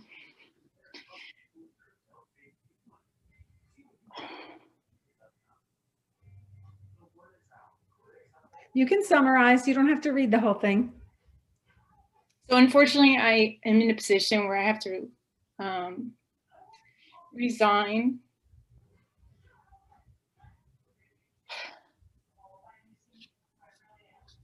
So it is with regret that I announce my resignation on the Board of Education effective May 24, 2021. The reason behind my resignation is that my family will be moving out of district. It has been my pleasure to serve on the community of the Bernards Township for the past 7.5 years. The position I've held on the board has taught me more than I could have hoped. I'm proud of so many of the decisions and accomplishments the board and the districts have made in the, for the future of all the students of Bernards Township, especially over the past year, which has been unbelievably difficult for all. I will truly miss you all. And I'm grateful to all the wonderful people I've met and worked with throughout the school and through my role on the Board of Ed. I have greatly enjoyed the cooperative and collaborative experience of serving on the school board. And I'm thankful for everyone's professionalism and kindness along the way. I'm honored to have worked with this group for the common goal of improving the school and its functions for the students of the community. And I wish everyone the best in the future. So great. That's it. Thank you, Mrs. Richmond, or not thank you, because we don't appreciate it. But I think, feel free, anyone who wants to jump in, but I just want to say, you know, when I joined the board, I didn't know I was going to make such a great friend, but I've enjoyed working with all the board members, but, you know, you in particular, you know, I just appreciate everything about the time we spent together working on committees and other board responsibilities. And I wish you the very best, and you will be missed. I want to say, yes, I agree with everything Karen said. And Karen, you're just such a great role model. You're such dignity, and you carry yourself. I fail every single day, every time I speak to be more measured like you, but you are a great board member, and I'll miss you a ton. Thank you. I honestly had such composure throughout this whole meeting, and I just like took over. Sorry. Okay. So does anyone have anything else for board forum? Oh, I'm just going to make mention of the fact that obviously the board was aware that this announcement would be coming. And so in the coming days, or week, Mr. Markarian will be communicating with the public about the appointment of a board member to fill the vacancy that will be the very big vacancy that will be left by Karen. So we look forward to hearing that as well, and that will be shared out with the public. I'm sorry, I have one more thing, and Karen, I'll just send you off with a bang, because the thing I want to talk about, I was really angry about, but I spent a week not being angry. I went to church, everything. I was just really trying not to be angry. But I feel like we have to really relook at how we quarantine kids, because, you know, when you're outside on a 100-yard field, and I know it's the CDC, they try to send me the CDC rules, but you're trying to prove 15 minutes of close contact, and how the heck are you doing that when kids are running around playing lacrosse? I don't get it. So my daughter couldn't even go to the ACTs. It was annoying. I was super duper annoyed. I'm sure I was annoyed. I'm sure a ton of other parents were annoyed, or whoever else kid couldn't go after I paid someone to, like a tutor, which I guess we're not supposed to say, but I'm going to say it anyway. And I paid him twice, and she couldn't go to the ACTs because she was on a field with one kid who tested positive.